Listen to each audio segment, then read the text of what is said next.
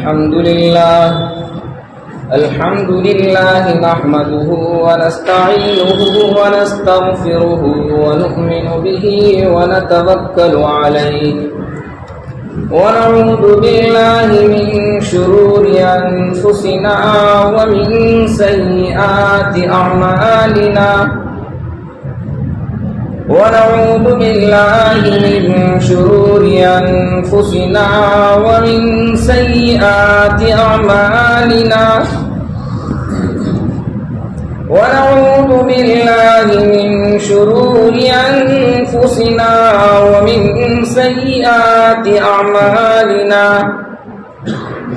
من يهده الله فلا مضل له ومن يضلله فلا هادي له ونشهد أن لا إله إلا الله وحده لا شريك له ونشهد أن سيدنا وسندنا وحبيبنا وشفيعنا وهادينا ومرشدنا ومولانا محمدا عبده ورسوله صلى الله تعالى عليه وعلى آله وأصحابه وأتباعه وأزواجه وذرياته وأهل بيته وبارك وسلم تسليما كثيرا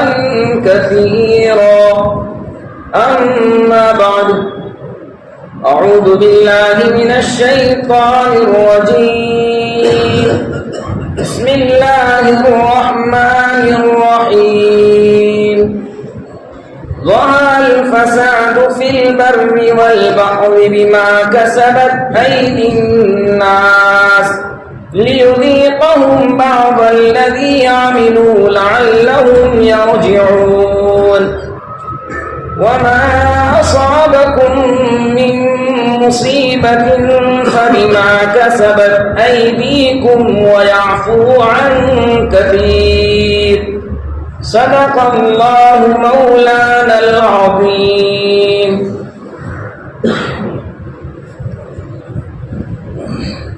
محترم سامعین، دینی بھائی اور بزرگوں،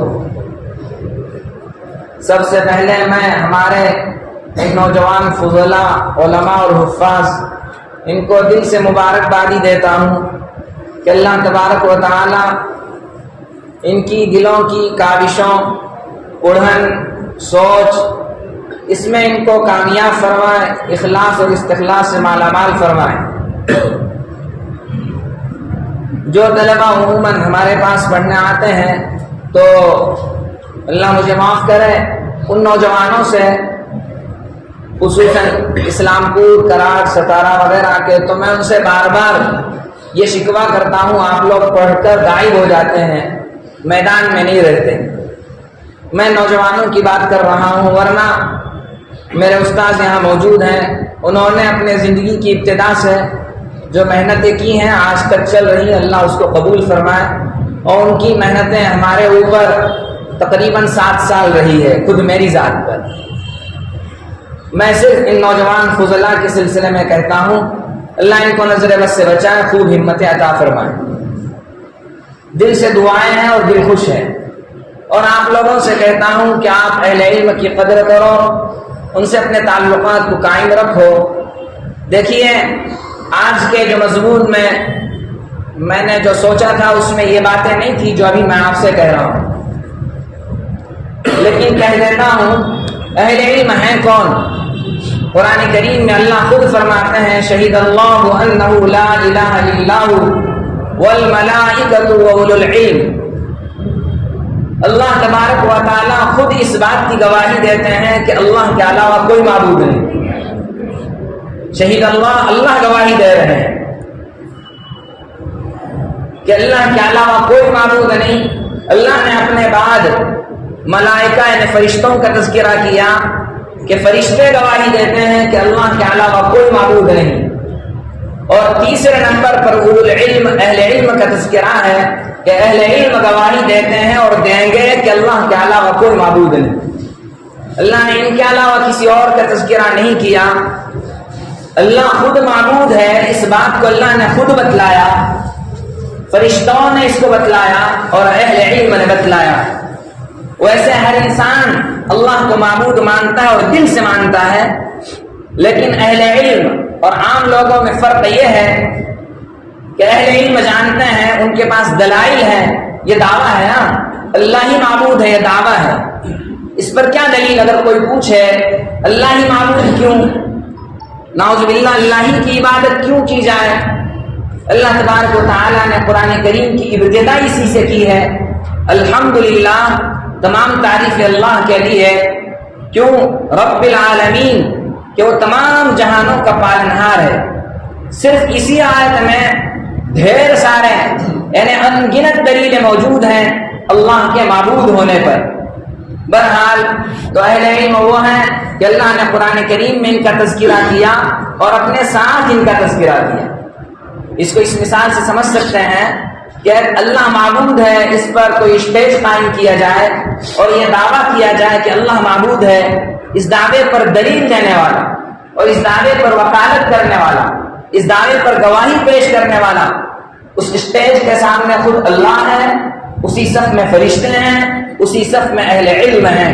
تو اہل علم کا میں اس آیت میں یوں سمجھتا ہوں، اہل علم کی درجے کو سمجھنے کے لیے آیت کافی شافی وافی ہے، بہت بڑی ہے. اور اللہ نے قرآن کریم میں دیگر جگہوں پر بھی تذکرہ کیا. بہرحال آپ کی نوجوان فضلاء اور آپ کے یہاں جو علماء حفاظ کمیٹی جو بھی بنی ہے، آپ ان کے کہنے پر لبیک کہا کریں، ان کا ساتھ دیں، دل سے قدر کریں، اور انشاءاللہ اس کی روشنی اور اس کے فائدے خود انشاءاللہ آپ محسوس کرنا شروع کر دیں گے. اور جن لوگوں نے دھیان رکھا ہے انہوں نے فائدے دیکھ بھی لیے ہوں گے. اب میں نے جو خطبے میں آیت پڑھی ہے اس پر بولتا ہوں. دیکھیے، پورے عالم میں اس وقت ایک ہماہنگی کا دور ہے. سب کے زبان پر ایک شکوہ ہے کہ دنیا کے حالات اچھے نہیں ہیں. دنیا کو چھوڑو، ہم اپنے ملک کے سلسلے میں رات دن شاید میڈیا پر رہنے والا آدمی کوئی دن اس کا خالی جاتا ہو جو یوں سوچتا نہ ہو اور اپنے لوگوں سے یوں تذکرہ نہ کرتا ہو کہ ہمارے ملک کے حالات اچھے نہیں ہیں. اور حقیقت یہی ہے، نہیں ہے، ٹھیک نہیں ہے. انسان کو جو سکون، انسان کو جو اطمینان اور زندگی کے جینے میں جو اصل مزہ ہونا چاہیے، انسان اس وقت کھو بیٹھا ہے. ملک کے حالات، صوبوں کے حالات، ہمارے اپنے شہروں کے حالات، ہمارے اپنے گھروں کے حالات، ہمارے اپنے میاں بیوی، ہماری اپنی اولاد، ہمارے اپنے والدین اور ہماری خود اپنی ذات کے حالات. ہم اپنی ذات کو لے کر بھی پریشان ہیں.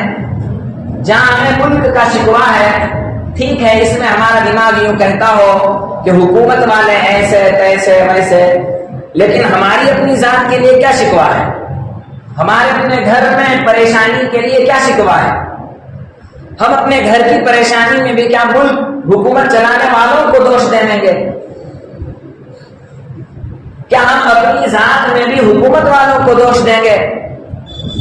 اگر ہم اپنی ذات اور اپنے گھر کے لیے بھی دوسروں کو دوشی اور دوسروں کو قصوروار ٹھہراتے ہیں تو یہ ہماری بہت بڑی غلطی ہے. ضرورت ہے وقت کی.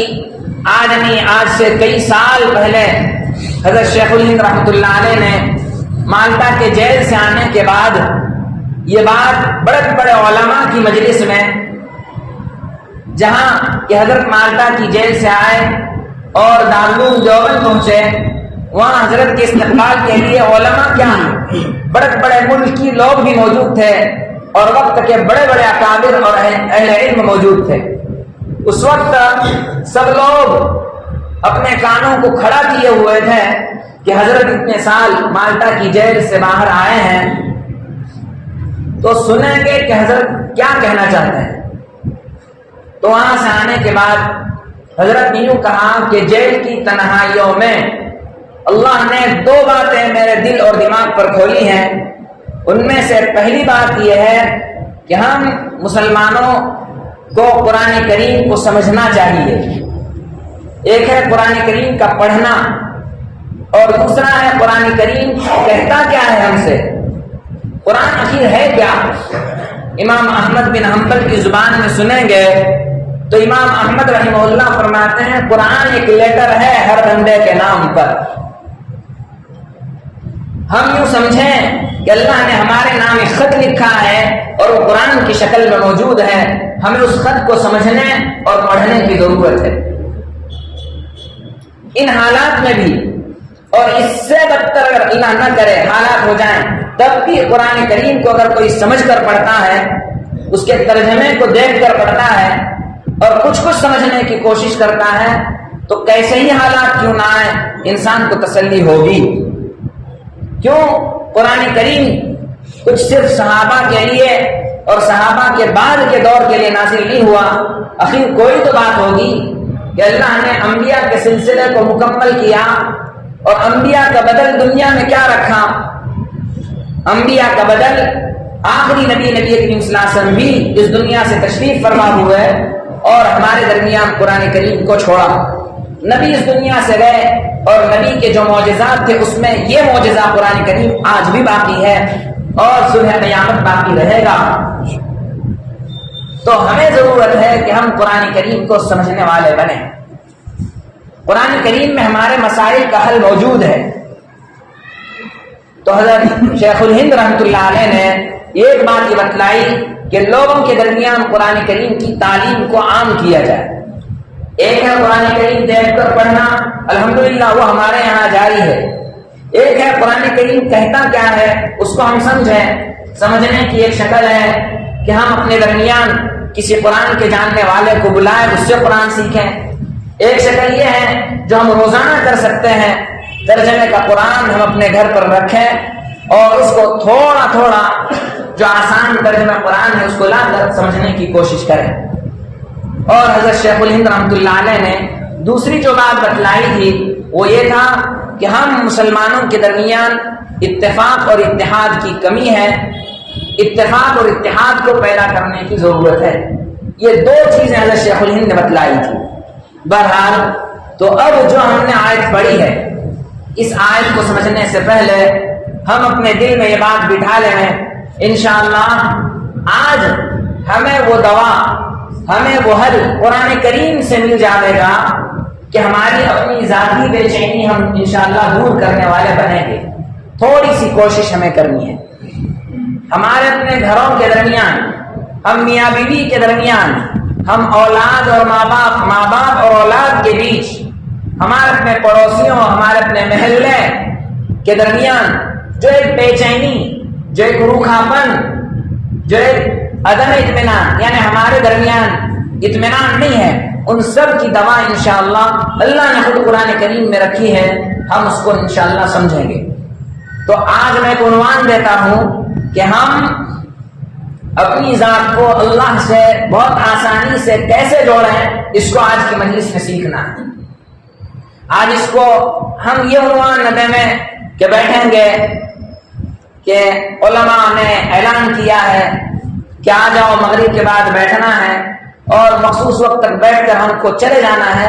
ہرگز ایسا قصد اور اپنا دماغ ایسا نہ بنائیں، بلکہ ایسا بنائیں کہ انشاءاللہ اس میں یہ کوشش کریں گے کہ ہماری اپنی ذات، خود ہماری اپنی ویکتی کو ہم اللہ سے کس طرح جوڑیں گے، اس کو انشاءاللہ اس مجلس میں سیکھنا ہے۔ دیکھیے جو آیت پڑھی گئی تو ہم جو دنیا بھر کے یا ہمارے ملک کے چرچے کرتے ہیں کہ دنیا میں فتنہ ہے، دنیا میں فساد ہے، وہ ہم کیا اللہ نے قرآن میں بیان کیا ہے، ظہر الفساد فی البر والبحر۔ میں اس کا ترجمہ تو نہیں کروں گا، اس آیت کو سمجھاؤں گا۔ اللہ کہتے ہیں پورے عالم میں فساد پھیل چکا ہے۔ یہ ترجمہ نہیں ہے، میں ترجمے کو سمجھا رہا ہوں۔ پورے عالم میں فساد پھیلا ہے، اور فساد کیوں پھیلا ہے؟ بما کسبت، تمہارے اپنے کیوں کی وجہ سے، ہمارے اپنے کرتوتوں کی وجہ سے، یہ اللہ کہہ رہے ہیں۔ آپ کی ترجمہ قرآن اٹھا کر اس کو دیکھ لیں، آپ انشاءاللہ سمجھ جائیں گے لوگوں کے اپنے کرتوتوں کی وجہ سے پورے عالم میں فساد پھیلا ہوا ہے۔ اور یہ جو فساد پھیلا ہوا ہے لوگوں کے کرتوتوں کی وجہ سے، تو اللہ تبارک و تعالی چاہتے تو اس فساد کو پھیلنے نہ دیتے۔ جس وقت حضرت آدم علیہ السلام کو اللہ نے پیدا کیا، اس وقت زمین و آسمان، یہ سمندر اور یہ دریا اور درخت، یہ اس وقت سب موجود تھے۔ پھر حضرت آدم کو بھیج دیا ہے دنیا میں۔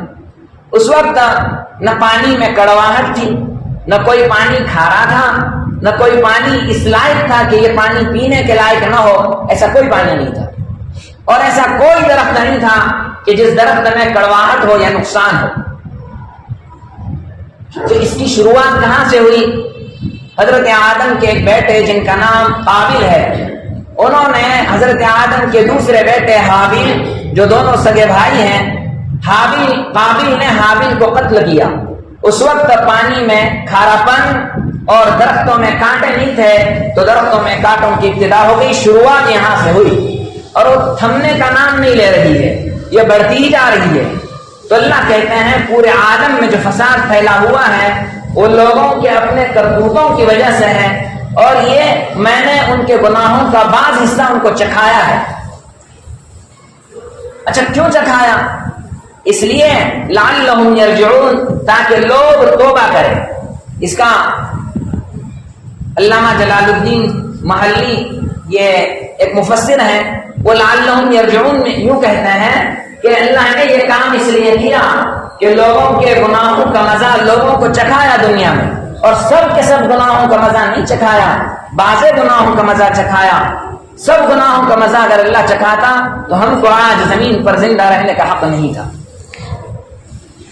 اچھا کیوں مزہ چکھاتا ہے اللہ؟ تاکہ لوگ اللہ کی طرف لوٹے، تاکہ لوگ یہ سوچیں کہ ایسا کیوں ہو رہا ہے، ہمیں دھکے کیوں آ رہے ہیں، اللہ کی طرف سے تھپڑ کیوں آ رہے ہیں، حالات کیوں پیش آ رہے ہیں، پریشانیوں کا سامنا کیوں کرنا پڑ رہا ہے؟ اس وجہ سے کرنا پڑ رہا ہے، ہمارے اپنے گناہوں اور ہمارے اپنے کرتوتوں کی وجہ سے کرنا پڑ رہا ہے۔ دوسری آیت میں ہے وَمَا أَصَابَكُم مِّن مُّصِيبَةٍ فَبِمَا كَسَبَتْ أَيْدِيكُمْ وَيَعْفُو عَن كَثِيرٍ۔ اس میں اللہ یوں کہتے ہیں کہ اللہ نے ہمارے بہت سارے گناہوں سے نظر ہٹا لی ہے، بعض گناہوں کو چکھایا ہے۔ کیا ہے گناہ؟ اس وقت چلنے والے موٹے موٹے گناہوں کو ہم ذرا یاد کرتے ہیں۔ سب میں بڑا گناہ اس وقت ہمارے درمیان موبائل ہے، اور موبائل کے وجود میں، موبائل جب سے ہمارے ہاتھوں میں ہے، گناہوں میں سب میں زیادہ بڑھنے والا گناہ آنکھوں کا گناہ ہے۔ یہ میری بات نہیں ہے، حضرت مفتی محمد تقی عثمانی جو اس وقت اللہ والوں میں سر فہرست، اہل علم میں سر فہرست، اتنا بڑا وقت کا علامہ اور مفتی اور اللہ والا کہتا ہے کہ اس وقت زمین پر ہونے والے گناہوں میں سب میں زیادہ کوئی گناہ ہوتا ہے تو آنکھوں کا گناہ ہوتا ہے، بد نظری۔ کس کو کہتے ہیں بد نظری؟ کہ ہم مرد لوگ اپنی آنکھوں سے عورتوں کو دیکھیں، عورتیں اپنی آنکھوں سے مردوں کو دیکھیں، یہ بد نظری ہے۔ انسان اپنی ماں، اپنی بیوی، اپنی سگی بہن، اپنی سگی خالہ، اپنی سگی پھوپھی، اپنی سگی بھتیجی، اپنی سگی بھانجی، کہ جس سے انسان کے نکاح جائز نہیں ہے، وہاں تک تو محرمیت کا رشتہ ہے۔ ان کے علاوہ جو انسان کے لیے محرم نہیں ہے، ان کو ایک مرد ان عورتوں کو دیکھ نہیں سکتا۔ اسی طرح عورتوں کے لیے حکم ہے کہ وہ مردوں کو دیکھ نہیں سکتے۔ حضرت علی رضی اللہ تعالیٰ عنہ کو نبی کریم صلی اللہ علیہ وسلم نے ارشاد فرمایا، اے علی تیری نظر، پہلی نظر معاف ہے جو اچانک پڑی ہو، لیکن اچانک پڑنے کے بعد اس نظر کو اگر ٹکایا تو وہ معاف نہیں ہے۔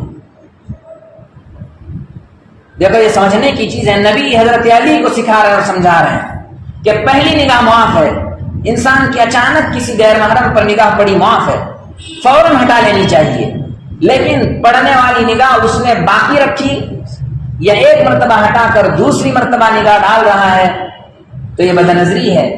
چاہے حقیقتاً عورت کو سامنے دیکھ کر یا عورتیں مردوں کو دیکھ کر یا ان کی تصویر فوٹو دیکھ کر، اور موبائل کے اندر یہ چیز بہت ہو رہی ہے۔ اور ایک چیز عجیب سمجھنے کی ہے، یہ باتیں آپ اپنے گھروں تک بھی پہنچائیں۔ ہمیں دینی باتیں گھروں میں ہماری ماں بہنوں سے پہنچانے میں شرم محسوس نہیں کرنی چاہیے۔ بہت ساری عورتوں کے دماغ میں یہ ہے کہ بدنظری صرف مردوں کی طرف سے ہوتی ہے۔ نبی کریم صلی اللہ تعالی علیہ وسلم گھر میں تشریف فرما ہے، مشکاۃ شریف میں حدیث ہے، اور نبی کریم صلی اللہ علیہ وسلم کے ساتھ نبی کریم صلی اللہ علیہ وسلم کی 2 بیویاں گھر میں موجود ہیں۔ نبی کریم صلی اللہ علیہ وسلم سامنے سے عبداللہ ابن ام مکتوم، یہ صحابی ہیں اور نابینا ہیں، یعنی اندھے ہیں، ان کو آنکھوں سے نظر نہیں آتا۔ نبی کریم صلی اللہ علیہ وسلم نے اپنے ازواج یعنی اپنے بیویوں سے فرمایا کہ تم پردہ کرو، صحابی آ رہے ہیں۔ تو نبی کریم صلی اللہ علیہ وسلم کے بیویوں نے کہا یا رسول اللہ وہ تو اندھے ہیں، وہ کہاں ہمیں دیکھ سکتے ہیں؟ دیکھو میں نے کہا نا، عورتوں کے دماغ میں یوں ہوتا ہے کہ مردوں کو جائز نہیں کہ عورتوں کو دیکھے، لیکن یہ بھی ہے کہ عورتوں کے لیے بھی جائز نہیں ہے کہ مردوں کو دیکھے۔ قرآن کریم میں صحیح اس کے لیے، اور قرآن کریم میں آیت اس متعلق تو اللہ نے مردوں کے لیے الگ اور عورتوں کے لیے الگ نازل کی ہے۔ نبی کریم صلی اللہ علیہ وسلم کی بیویوں نے جب نبی سے یوں کہا یا رسول اللہ وہ تو اندھے ہیں، نبی کریم صلی اللہ علیہ وسلم کا جواب سنیے۔ نبی کریم صلی اللہ علیہ وسلم نے ارشاد فرمایا تم تو اندھی نہیں ہو نا، تم انہیں دیکھ سکتی ہو یا نہیں، تو تمہارے لیے بھی جائز نہیں ہے کہ ان کو دیکھو۔ بہرحال تو اس وقت بدنظری کا گناہ ہمارے درمیان بہت چل رہا ہے، ہمیں یہ نوٹ کرنے کی ضرورت ہے۔ ایک گناہ ہمارے درمیان غیبت کا بھی چل رہا ہے۔ غیبت کس کو کہتے ہیں؟ غیبت کہ ہم 2 ملیں اور کسی تیسرے کا تذکرہ، کسی تیسرے کے متعلق ایسی بات چیت کریں، اگر وہ بات چیت اس کے سامنے کی جاتی یا وہ بات چیت اس کے کان تک پہنچ جائے تو اس کو خراب لگے، اسی کا نام غیبت ہے۔ اس میں بھی بہت سارے لوگ اپنے ذات کو دھوکہ دے دیتے ہیں، دھوکے میں ہیں۔ اگر غیبت کے متعلق کسی کو بتلایا جاتا ہے تو سامنے سے جواب بھی دیتے ہیں کہ یہ بات چیت کیا ہے، ہم تو اس کے سامنے بھی کہہ سکتے ہیں، بلکہ ہم کس کے سامنے کہتے ہیں اور منہ پر کہتے ہیں۔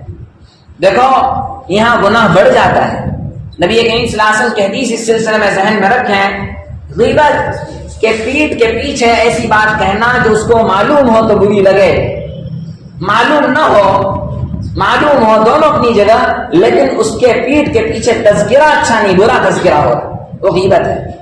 حضرات صحابہ نے پوچھا یا رسول اللہ اگر وہ چیز اس میں موجود ہو، نبی کریم صلی اللہ علیہ وسلم نے ارشاد فرمایا تب تو غیبت ہے، اس میں موجود نہیں ہے وہ بات اور تم اس بات کا تذکرہ پیٹھ کے پیچھے کرتے ہو تو بہتان ہے، اور بہتان بڑا گناہ ہے، بہتان زیادہ سخت گناہ ہے، غیبت بھی سخت گناہ ہے۔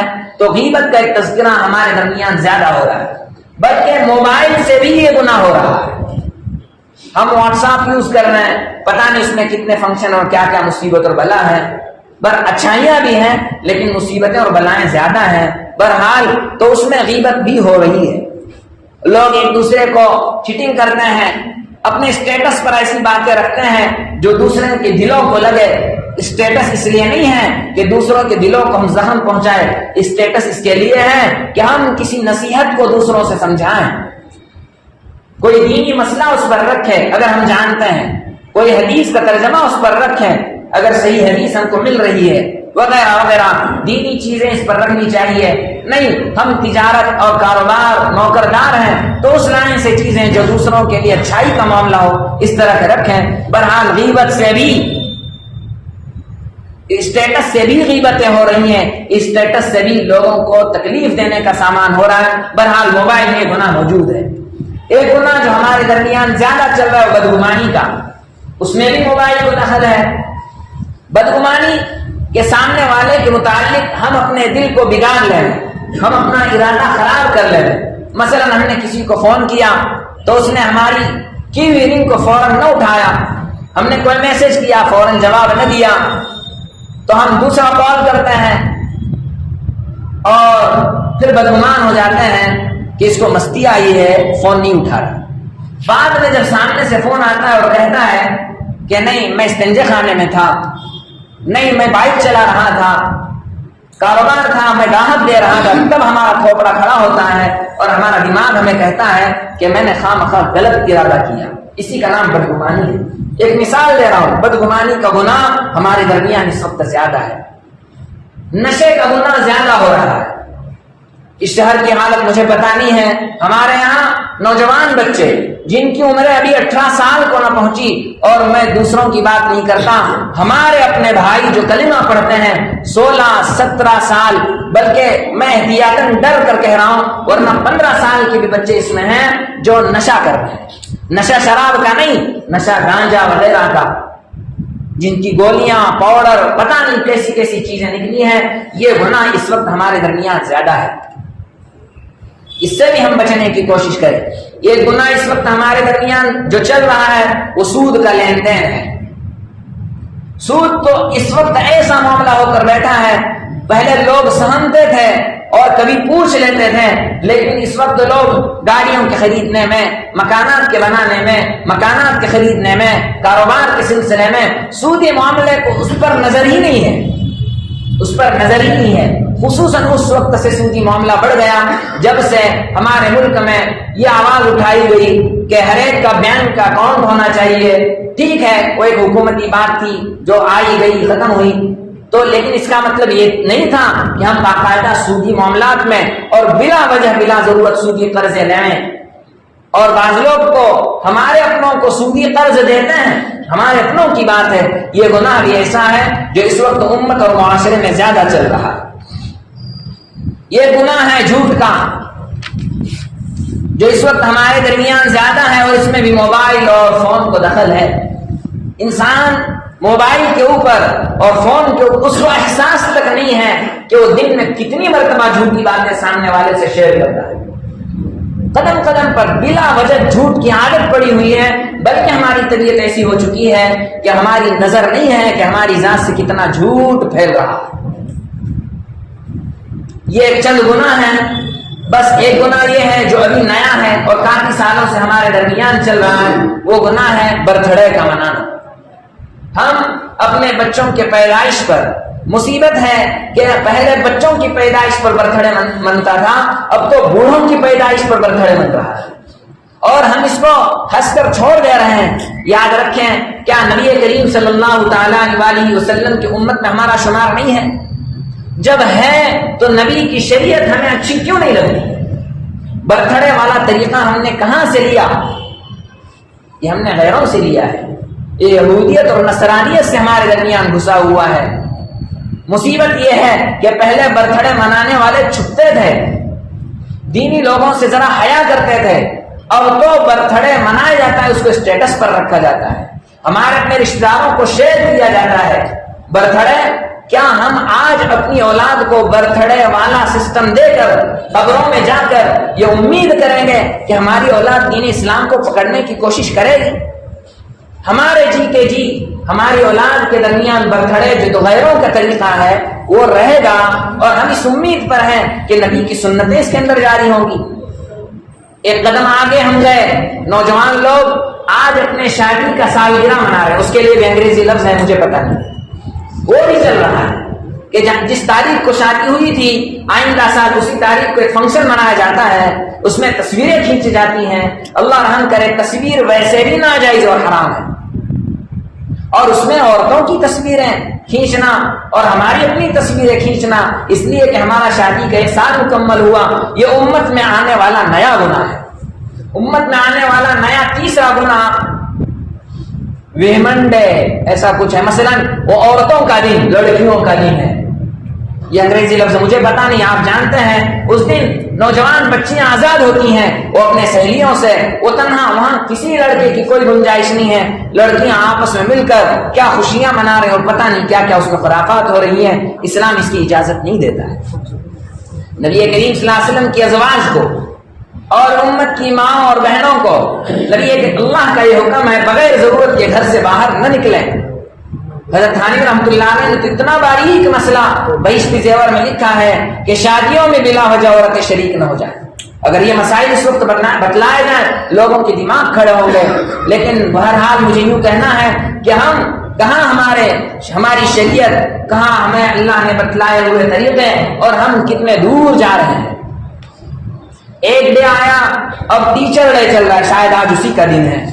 کیا ٹیچر ڈے ٹھیک ہے، اس میں اگر اتنا ہی ہوتا ہے کہ ہمارے پاس پڑھنے والے طلبا کو اساتذہ کی اہمیت، اساتذہ کی قدر سکھائی جاتی ہے تو وہاں تک ٹھیک ہے، لیکن یہاں تصویر بازی اور دوسرے خرافات یہ درست نہیں ہے۔ بہرحال جتنے بھی ایسے گناہ نکل رہے ہیں، اور ان سب گناہوں میں سب میں بڑا گناہ موبائل کا ہے۔ موبائل ہم استعمال کریں، لیکن ہم موبائل کے استعمال کا طریقہ اسلام کی روشنی میں سیکھیں کہ موبائل کس طرح استعمال کرنا چاہیے۔ مجھے اصل بات دوسری کرنی ہے، اتنی فہرست اور اتنے چیزیں گنا کر میں نے یہ بتلا دیا کہ ہم کتنے گناہوں میں ہیں۔ کیا اتنے گناہوں کی لسٹ ہمارے اپنے دماغ میں ہے؟ اگر نہیں ہے تو میں ایک نیا کام بتلاتا ہوں اور ہم سب کو یہ کرنا چاہیے۔ اللہ مجھے ہم سب کو توفیق دے۔ ہم کسی ڈاکٹر کے پاس جانا ہے تو جانے سے پہلے اپنے باڈی کے چیک اپ کے لیے ہم پوائنٹس نکالتے ہیں کہ مجھے اپنی شوگر چیک کروانی ہے، مجھے اپنے بی پی چیک کروانی ہے، احتیاطاً مجھے کولیسٹرول چیک کروانا ہے، مجھے فلاں فلاں فلاں۔ ہم باقاعدہ لسٹ نکالتے ہیں اور ڈاکٹر صاحب سے سہم سہم کر کہتے ہیں مجھے شک ہو رہا ہے ذرا یہ ٹیسٹ کرتے ہیں، مجھے ایسا ہو رہا ہے ذرا یہ ٹیسٹ کرتے ہیں۔ یا ہمارا فیملی ڈاکٹر ہم سے کہتا ہے آپ 40 برس کے اوپر پہنچ گئے، اتنے ٹیسٹ سال میں ایک مرتبہ آپ کو کرانا چاہیے۔ یہ ہمارے اپنے باڈی کے ٹیسٹ ہیں۔ تو کچھ ٹیسٹ ہمارے روح کے ہیں، جو اللہ نے ہمارے باڈی میں روح دی ہے اس کے ٹیسٹ ہیں۔ تو ہم بلکہ ایک نوٹ بک رکھیں اور اس میں لکھیں کیا جھوٹ کا گناہ مجھ میں ہے، اتنا ہم اپنے نوٹ بک میں لکھیں اور سرچ کریں، غور کریں کہ میں جھوٹ بولتا ہوں۔ آسانی سے ہمارے دماغ میں بات نہیں آئے گی۔ صرف ایک گناہ کو لے کر ہمیں 1 دن 2 دن کئی دن تک اس پر غور کرنا چاہیے، اور بہت اچھا ہے کہ ہمارے کسی مخلص دوست کو ہم اپنے اوپر نگران بنائیں اور کہیں ذرا یاد رکھنا کہ یہ 3-4 اور ہفتے میں یہ چیک کر رہا ہوں کہ میرے ذات میں جھوٹ ہے یا نہیں ہے۔ اگر ہے تو اس کو نوٹ کریں۔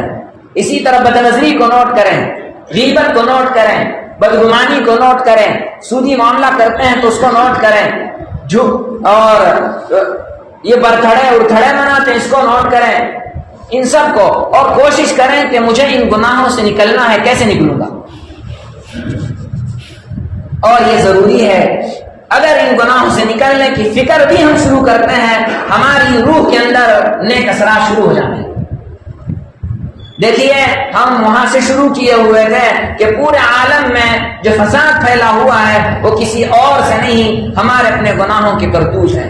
بعض علماء نے اسی آیت کو دیکھتے ہوئے یہ بات لکھی ہے کہ پورے زمین پر جو بھی انسان گناہ کرتا ہے، بعض علماء نے بات لکھی ہے کہ پورے زمین پر جو بھی انسان گناہ کرتا ہے اس گناہ کا بھگتان صرف وہ اکیلا نہیں بھگتتا، اس گناہ کا بھگتان اس زمین پر رہنے والے تمام انسان، اس زمین پر رہنے والے تمام جانور، اس زمین پر رہنے والے تمام چرند پرند سب کو بھگتنا پڑتا ہے۔ یہ آیت اس کے لیے دلیل ہے۔ علامہ شقیق زاہد رحمۃ اللہ علیہ ہیں، ان کو روح المعانی کے حوالے سے مفتی محمد شفیع صاحب نے لکھا ہے، وہ تو کہتے ہیں کہ جو انسان حرام مال کھاتا ہے یوں نہ سمجھے کہ وہ اپنی ذات پر ظلم کرتا ہے، وہ سب پر ظلم کرتا ہے، کیونکہ یہ گناہ ہے۔ اللہ اس سے ہماری حفاظت فرمائے۔ بہرحال اتنی باتیں تو ہم سمجھ رہے ہیں کہ ہمارے دل میں، ہمارے دماغ میں ایک قسم کی آگ ہے، وہ آگ بے چینی کی ہے، ہمیں چین نہیں ہے۔ یہاں رک کر ایک بات میں درمیان میں صاف کرتا ہوں کہ کسی کے دماغ میں ایسا نہ آئے کہ دنیا میں آنے والی مصیبتیں یا ہماری ذات پر آنے والی مصیبتیں گناہوں کی وجہ سے ہیں، تو انبیاء پر بھی مصیبتیں آئیں، خود نبی کریم صلی اللہ علیہ وسلم پر آئی۔ دنیا میں اس وقت اللہ والے موجود ہیں اور ہر وقت ہوتے ہیں، ان پر مصیبتیں آتی ہیں، تو کیا ان پر بھی مصیبتیں گناہوں کی وجہ سے آتے ہیں؟ نبی کریم صلی اللہ علیہ وسلم اور تمام انبیاء کو لو تو انبیاء کے سلسلے میں ہمارا یہ عقیدہ ہے کہ ہر نبی معصوم ہے، ان کی ذات سے گناہ نہیں ہوتا ہے، ان کی حفاظت کا ذمہ اللہ نے لیا ہے کہ ان کی ذات سے کوئی گناہ کبھی صادر نہیں ہوتا ہے۔ تو معلوم ہوا معاملہ عام نہیں ہے، یعنی ہر ایک پر آنے والی مصیبت گناہ کی وجہ سے آتی ہے، ایسا نہیں ہے۔ تو انبیاء اور اللہ کے نیک بندوں پر جو مصیبت آتی ہے وہ ان کے نعوذ باللہ گناہوں کی وجہ سے نہیں آتی، تو پھر کیوں آتی ہے؟ ان پر آنے والی مصیبتیں ان کے درجات کی بلندی کے لیے آتی ہیں۔ آپ نے شاہ ولی اللہ محدث دہلوی رحمۃ اللہ علیہ کا نام سنا ہوگا۔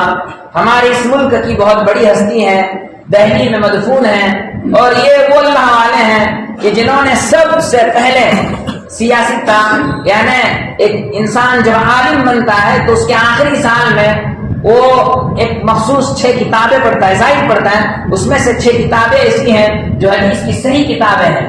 سب میں پہلے مکہ اور مدینہ سے پڑھ کر آنے والے اس انڈیا میں وہ انسان ہیں جن کو ہم شاہ ولی اللہ محدث دہلوی رحمۃ اللہ علیہ کہتے ہیں۔ ان کے اس ملک پر بہت احسانات ہیں، بلکہ اس ملک میں بننے والا کوئی بھی عالم، ملک کے کہیں بھی عالم بنے، ہمارے اسی ملک نہیں، پڑوسی ملک میں، بنگلہ دیش میں، سری لنکا میں، کہیں بھی عالم بنے تو اس عالم کی سند شاہ ولی اللہ سے ہو کر گزرنا ضروری ہے، اور انہیں سے ہو کر گزرتی ہے۔ تو شاہ ولی اللہ محدث دہلوی رحمۃ اللہ علیہ نے اس کو سمجھایا ہے، دیکھو گناہ کرنے کے بعد جو مصیبتیں آتی ہیں تو وہ مصیبت اللہ کی طرف سے عذاب ہے، اللہ کی طرف سے غصہ ہے، یہ اللہ کی طرف سے اس بندے کے درجات کی بلندی ہے۔ کیسے سمجھیں گے؟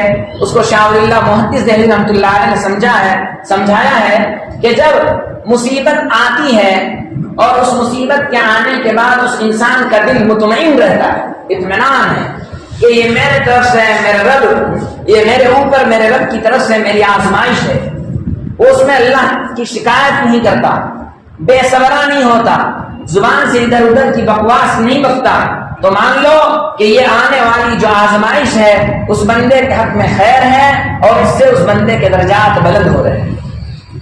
اور آنے والی مصیبت آگے اس پر بندہ جزا فضا کرتا ہے، یعنی معاملہ کرتا ہے، لوگوں کے سامنے شکوے شکایت کرتا ہے، بلکہ اپنی زبان سے نعوذ باللہ، نعوذ باللہ کا مطلب اللہ ہماری حفاظت فرمائے، تو جب بھی نعوذ باللہ کہا جائے آمین کہنا چاہیے۔ تو وہ اللہ کی ذات میں بھی کچھ ایسی باتیں کہتا ہے کہ اللہ کو میری ذات دکھی، اللہ کو میرا ہی بچہ دکھا، اللہ کو میرا ہی گھر دکھا، اللہ کو میرا ہی کاروبار نظر آیا، نعوذ باللہ ایسی باتیں اگر کہتا ہے تو اللہ کی طرف سے اس پر قہر ہے۔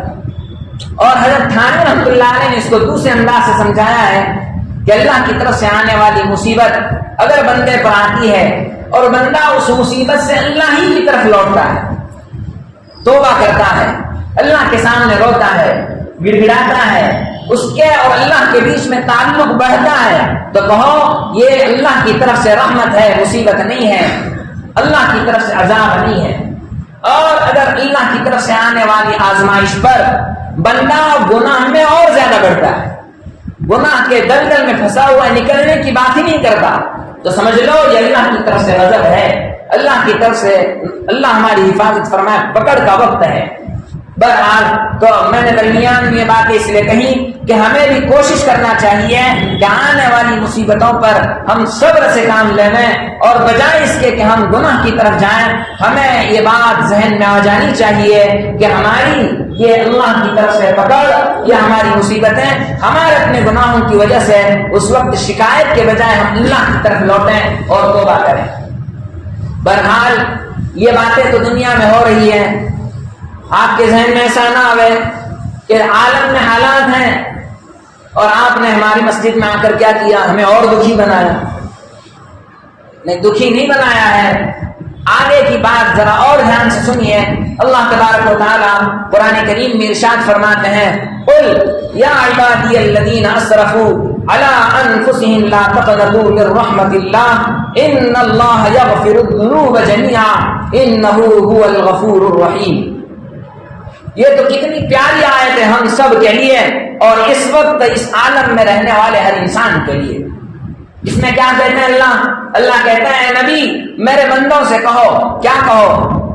یا عبادی الذین اسرفوا، اے میرے وہ بندو جنہوں نے اپنی ذات پر، جنہوں نے اپنی ویکتی پر زیادتیاں کی ہیں، ظلم کیے ہیں، گناہ کر کے اپنی ذات پر زیادتی اور ظلم کیے ہیں، ان سے کیا کہو؟ لا تقنطوا من رحمت اللہ، تم اللہ کی امید سے، اللہ کی رحمت سے نا امید مت ہو۔ اللہ کی رحمت کوئی ایسی چھوٹی نہیں ہے کہ تم گناہ کرو اور پہاڑوں کے ذرات اور سمندروں کے قطروں سے زیادہ کرو، تو بھی اللہ کی رحمت سے نا امید نہ ہو. کیوں؟ ان اللہ یغفر الذنوب جميعا، اللہ کی ذات وہ ہے جو تمہارے تمام کے تمام گناہوں کو معاف کرنے والی ذات ہے. اللہ نے یہ آیت قرآن کریم میں رکھی ہے. آج بھی ہم اس کی تلاوت کرتے ہیں تو ہمیں مایوس ہو کر اللہ کا در چھوڑنے کی ضرورت نہیں ہے. ہمارے ساتھی ہیں، اللہ ان کو جزائے خیر دے رہے ہیں، وہ بار بار جب بھی ملتے ہیں تو ملکی حالات پر بہت چرچا ہوتی ہے اور بہت باریک نگاہ ان کی ہوتی ہے. تو انہوں نے ایک موقع سے یوں کہا، اب جب بھی ہم عوام کے درمیان جائیں تو عوام کو بتلانا چاہیے کہ جو گناہ ہیں تو گناہ ہو رہے ہیں، ٹھیک ہے، ہماری ذات سے گناہ ہو رہے ہیں، چھوٹ نہیں رہے، پریشان ہیں، ارادہ کرتے ہیں پھر بھی گناہ ہوتے ہیں، تو اس کا کچھ حل ہے کیا؟ نہیں، حل تو ہے. تو وہ ہمیں عوام کے سامنے پیش کرنا چاہیے کہ ہم اپنے گناہوں کی معافی اللہ کے سامنے مانگے. دیکھو اس وقت ہمارے اندر میں یوں سمجھتا ہوں کہ 3 جماعتیں ہیں. ایک جماعت وہ ہے کہ جو نماز پڑھ رہی ہے اور اپنے دل کو یوں اطمینان دیے ہوئے ہے ہمارا معاملہ اللہ کے ساتھ ساتھ.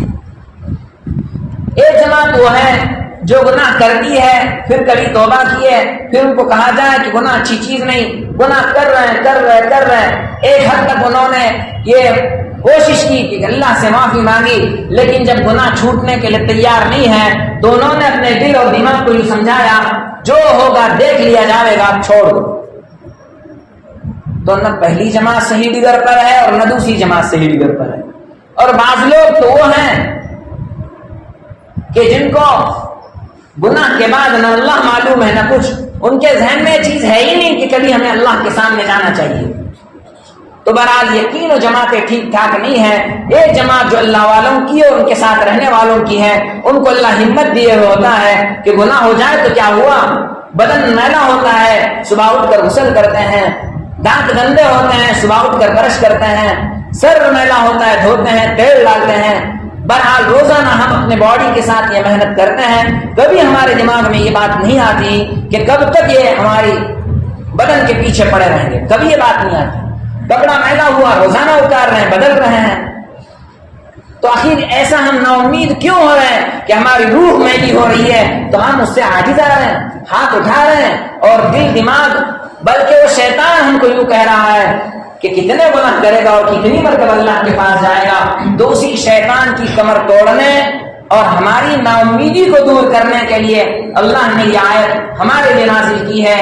اور عبداللہ ابن عمر جو حضرت عمر رضی اللہ تعالیٰ عنہ کے بیٹے ہیں فرماتے ہیں کہ قرآن کریم میں جتنی آیتیں ہیں سب میں اہم آیت گنہگاروں کی تسلی کے لیے، میری بات مکمل سمجھیں، اہم آیت کا مطلب گنہگاروں کو تسلی دینے کے لیے پورے قرآن کریم میں پہلے نمبر پر کوئی آیت ہے تو یہ ہے گنہگاروں کو تسلی دینے کے لیے کہ نا امید نہ ہو. اللہ خود کہہ رہے نا امید ہونے کی ضرورت ہے. تو اب کیا کرنے کی ضرورت ہے؟ اللہ نے دوسرے موقع سے کہا وَتُوبُوا إِلَى اللَّهِ جَمِيعًا أَيُّهَا الْمُؤْمِنُونَ لَعَلَّكُمْ تُفْلِحُونَ. دوسرے موقع سے اللہ نے ارشاد فرمایا یا ایھا الذین آمنوا توبوا الی اللہ توبۃ نصوحا. ان 2 آیتوں کو سامنے رکھ کر ایک محدث ہیں جن کا نام علامہ نووی ہے، ان کی کتاب ہے ریاض الصالحین، کئی کتابیں، ان میں سے ایک کتاب ریاض الصالحین ہے. اس میں ان 2 آیتوں کی وجہ سے علامہ نووی رحمۃ اللہ علیہ فرماتے ہیں کہ ان 2 آیتوں کی وجہ سے بندوں پر توبہ کرنا واجب ہے. ہمیں پتا ہے کہ فرض فجر کی نماز فرض ہے، ظہر کی 4 رکعت، عصر کی، مغرب کی، عشاء کی، اور عشاء کے بعد کی 3 رکعت واجب ہے. پڑھتے بھی ہیں نا ہم پابندی سے. کبھی اجلت میں ہو سنت تو چھوڑ دیں گے لیکن وتر چھوڑتے ہیں، کیوں؟ واجب ہے. تو ان 2 آیتوں سے علامہ نووی کہتے ہیں توبہ کرنا بندوں پر واجب ہے. کیوں؟ اللہ نے کہا ہے یا ایھا الذین آمنوا، اے ایمان والو، توبوا. اللہ کا اس میں حکم ہے. اہل علم جانتے ہیں اللہ جہاں حکم دیتے ہیں کہ ایسا کرو تو اس حکم پر بہت سارے حکم ایسے ہیں کہ اس پر عمل کرنا واجب ہے، اور بہت سارے حکم ایسے ہیں کہ اس پر عمل کرنا مستحب ہے. یہ حکم ایسا ہے کہ اللہ نے ان 2 آیتوں میں، پہلی آیت میں وہ توبو کہہ کر اور دوسری آیت میں بھی توبو کہہ کر اللہ نے ہمیں توبہ کرنے کا حکم دیا، اور توبہ کرنا ہم بندوں پر واجب ہے. تو توبہ ہمیں کرنی چاہیے۔ اب توبہ کا طریقہ کیا ہے؟ توبہ کن چیزوں سے کرنی چاہیے؟ توبہ کس کو کہتے ہیں؟ تو اس کو ابھی علامہ نووی رحمۃ اللہ علیہ نے ہمارے لیے یہ بات آسان کی ہے۔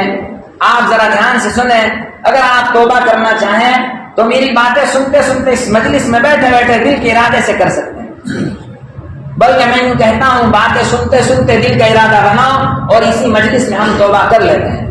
دیکھو، ہمارے ذمے دو قسم کے حقوق ہیں۔ ایک اللہ کے حق ہیں، اللہ ہم سے کہتا ہے بندے ایسا کر، مثلا اللہ کہتا ہے 5 وقت نماز پڑھ، اللہ کے لیے یہ اللہ کی عبادت ہے، اللہ کا حق ہے۔ اللہ کہتے ہیں رمضان کے روزے رکھ، یہ اللہ کا حق ہے۔ اللہ کہتے ہیں سال میں ایک مرتبہ کہ جس کے پاس مال کی مخصوص مقدار ہو تو سال میں ایک مرتبہ اپنے مال کا حساب کر کے 2.5% سے اس کی زکوٰۃ نکالو، یہ بندے پر فرض ہے، یہ اللہ کا حق ہے۔ پورے زندگی میں ایک مرتبہ حج کرو، یہ اللہ کا حق ہے۔ اور بھی حقوق ہیں، اسی طرح بندوں کے حق ہیں ہمارے ذمے، ہمارے بیوی، ہمارے بچوں، ہمارے ماں، ہماری پڑوسیوں، ہم اگر پڑھاتے ہیں تو ہمارے اسٹوڈنٹس، ہم کاروبار کرتے ہیں تو ہمارے گاہک وغیرہ وغیرہ کے بھی حقوق ہیں۔ تو جو حقوق ہمارے ذمے اللہ کے ہیں تو ان کے لیے 3 چیزیں ہیں۔ وہ یہ کہ ہم نے اللہ کے جو حقوق مارے ہیں تو اس کے متعلق ہم اب اللہ کے حقوق مارنے میں ایک ہے اللہ کے حقوق وہ جو اللہ نے کرنے کا حکم دیا، اور ایک وہ ہے جو اللہ نے یوں کہا تھا اس سے بچو، جیسے ہم نے گناہ کی فہرست اس وقت گنی۔ اللہ نے کہا ہے جھوٹ سے بچو، اللہ نے کہا زنا سے بچو، اللہ نے کہا نشے سے بچو، اللہ نے کہا غیبت سے بچو، وغیرہ وغیرہ۔ تو یہ جو گناہ ہیں ان گناہوں سے کیسے نکلیں گے؟ اس کے لیے پہلی چیز یہ ہے، امام نووی فرماتے ہیں ان یقلع عن المعصیہ، ہم گناہ سے اپنی ذات کو باہر نکالیں۔ توبہ کے لیے سب میں پہلی چیز ہم گناہ سے نکل جائیں۔ دیکھیے آسان مثال ہے، اگر ہماری چابی پیشاب میں یا کسی ناپاک چیز میں گری ہوئی ہے، اب اس کو پاک کرنے کا طریقہ کیا ہے؟ پہلے اس کو اس ناپاکی سے باہر نکالو پھر دھو۔ پہلے ناپاکی سے نکالنا ہے پھر دھونا ہے۔ اگر وہ ناپاکی میں رہے ہم کتنا بھی پاک کرنے کی کوشش کریں ناپاکی اس سے لگتی ہی رہے گی نا۔ تو ایسی ہی مثال ہے کہ ہم پہلے گناہ سے نکل جائیں۔ مثلا ہم بدنظری کر رہے ہیں، بدنظری کرنے کے ساتھ ساتھ کریں توبہ توبہ استغفر اللہ۔ اگر حکیم اختر صاحب اس مثال کو بیان کرتے ہیں لوگوں کے درمیان، کئی ایک موقع سے بیان کیا ہے کہ لوگوں کی عادت ہے بدنظری کرتے ہیں اور کہتے ہیں توبہ توبہ توبہ توبہ۔ ارے اللہ کے بندے پہلے نگاہ تو نیچے جھکا پھر کہہ توبہ۔ ہم ایک گناہ میں سودی گناہ میں ہم ہیں تو سودی گناہ سے توبہ کرنا چاہتے ہیں، پہلے اس معاملے کو نمٹائیں، ختم کریں، پھر یہ پہلی شرط ہے توبہ کے لیے۔ بہرحال جو بھی گناہ ہے تو پہلے اس گناہ سے باہر نکلنا ہوگا۔ دوسری شرط یہ ہے ان یندم علی فعلھا، یعنی اس گناہ پر ہمیں ندامت ہو، شرمندگی ہو، گناہ کی چوٹ دل اور دماغ پر پہنچے۔ گناہ ہونے کے بعد ہمارا دل یوں کہے یا اللہ ہائے افسوس میں نے اپنے رب کی نافرمانی کر ڈالی، یعنی میرے آنکھوں سے بدنظری ہوئی، اس پر ہمیں افسوس ہونا چاہیے۔ میرے ذات سے سودی گناہ ہوا، افسوس ہونا چاہیے۔ میرے ذات سے جھوٹ کا صدور ہوا، افسوس ہونا چاہیے۔ تو دوسری چیز کیا ہے؟ گناہ پر پچھتانا۔ پہلی چیز گناہ سے نکلنا، دوسری چیز گناہ پر پچھتانا، اور تیسری چیز ان یعزم الا یعود الیہا ابدا، کہ پختہ عزم اور پختہ ارادہ کریں کہ کبھی بھی اس گناہ کی طرف نہیں لوٹوں گا۔ جب 3 چیزیں انسان کے بندے میں انسان میں جمع ہو جاتی ہیں تو بہرحال اس کی توبہ کامل ہے۔ پہلی چیز گناہ سے نکل جاویں، دوسری چیز گناہ کی چوٹ دل پر لگے پچھتاویں، تیسری چیز آئندہ کبھی اس گناہ کے نہ کرنے کا پختہ عزم کرے۔ اگر اس مجلس میں بیٹھ کر ہم نے کیا ہے تو ہماری توبہ کامل ہو گئی۔ وہ توبہ کامل ہوئی جو ہماری اللہ کے ذات سے ہمارا تعلق ہے، جو ہم نے اللہ کی نافرمانیاں کی ہیں وہ کامل ہوئی۔ اس کے لیے تو 2 منٹ کا بھی وقت ہے. اب اس میں بھی کبھی کبھی شیطان آڑے آتا ہے اور یوں کہتا ہے کہ نہیں ابھی تو اس گناہ سے معافی مانگ رہا ہوں لیکن آئندہ کرنا ہے. اگر ایسا ارادہ موجود ہے تو گناہ کامل توبہ کامل نہیں ہے. تو جس گناہ کے متعلق مثلا بدنظری کے متعلق ہم توبہ کر رہے ہیں اور سارے گناہوں سے کر رہے ہیں لیکن خاص کر کے بدنظری کے گناہ کے سلسلے میں ایسا ہے کہ آئندہ بچوں گا نہیں. ایک ہے بچ نہیں سکوں گا اور ایک ہے نہیں آئندہ بھی مجھے بدنظری کرنی ہے, اتنے جلدی اس گناہ سے نکلنا نہیں ہے. تو بدنظری والا گناہ معاف نہیں ہوگا. اور یوں کہ آئندہ بچ نہیں سکوں گا یہ الگ ہے, وہ ہم اللہ سے طاقت مانگیں گے. لیکن اس وقت ندامت ہے اور آئندہ بچنے کا ارادہ ہے, پختہ ارادہ کر چکا, اللہ معاف کر دیں گے. اور کیسا معاف کریں گے؟ حدیث میں ہے نبی کریم صلی اللہ علیہ وسلم ارشاد فرماتے ہیں التائب من الذنب کمن لا ذنب له, توبہ کرنے والا ایسا ہے جیسا کہ اس نے گناہ کیا ہی نہیں, لیکن یہ واقعتاً حقیقی توبہ پر ایسا ہے کہ اس نے گناہ کیا ہی نہیں, یعنی اس کے نام اعمال سے کل گناہ مٹا دیے جائیں گے. یہ تو اللہ سے ہم نے جو اللہ کی نافرمانیاں کی ہیں, اللہ کے حقوق مارے ہیں اس سلسلے. اور اگر ہمارا بندوں کا حق, بندوں کو ہم نے اپنے ذات سے تکلیف پہنچائی ہے, اس گناہ میں ہمارا اور بندوں کا معاملہ ہے. جیسے غیبت میں جہاں اللہ کا حق مارا ہے, غیبت میں بندوں کا بھی ہم نے حق مارا ہے. تو وہاں ان 3 شرطوں کے ساتھ چوٹھی ایک ایکسٹرا شرط ہے, وہ یہ ان یبرأ من حق صاحبها, اپنے ساتھی کے حق سے بری ہو جائے, یعنی اس سے معافی مانگ لے.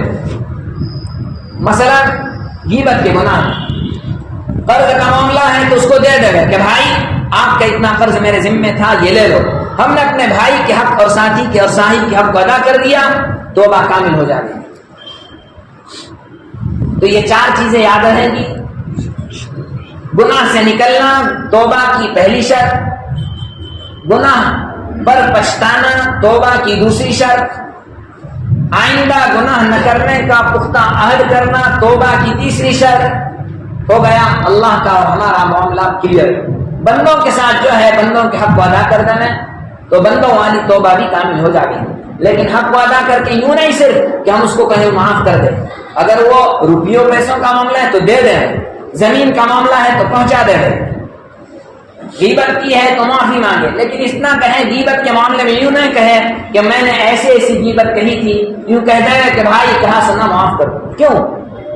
اس وجہ سے کہ ہم وہ کہیں کہ ایسی ہم نے غیبت کی تھی تو واپس اس کے دل کو تکلیف ہو. یوں کہے کہا سنا معاف کر دو. جیسے حج کے موقع سے جاتے وقت یا کسی اور نیکی کے کام کی طرف قدم بڑھاتے وقت ہمارا یہ طریقہ ہے کہ ہم کہتے ہیں کہ کہا سنا معاف, تو ایسی اس بندے سے معافی کروا دیں. اللہ ہم سب کو اس بات کی توفیق عطا فرمائے. دیکھو اب اس بات کا اندازہ لگاؤ کہ استغفار, توبہ کے ساتھ استغفار, کہ اس کی کتنی زیادہ ضرورت ہے. نبی کریم صلی اللہ علیہ وسلم نے اس کو اپنی ذات سے سکھایا ہے. بخاری شریف میں روایت ہے کہ نبی کریم صلی اللہ علیہ وسلم روزانہ 70 مرتبہ اللہ سے معافی مانگتے تھے. کتنی؟ 70 مرتبہ.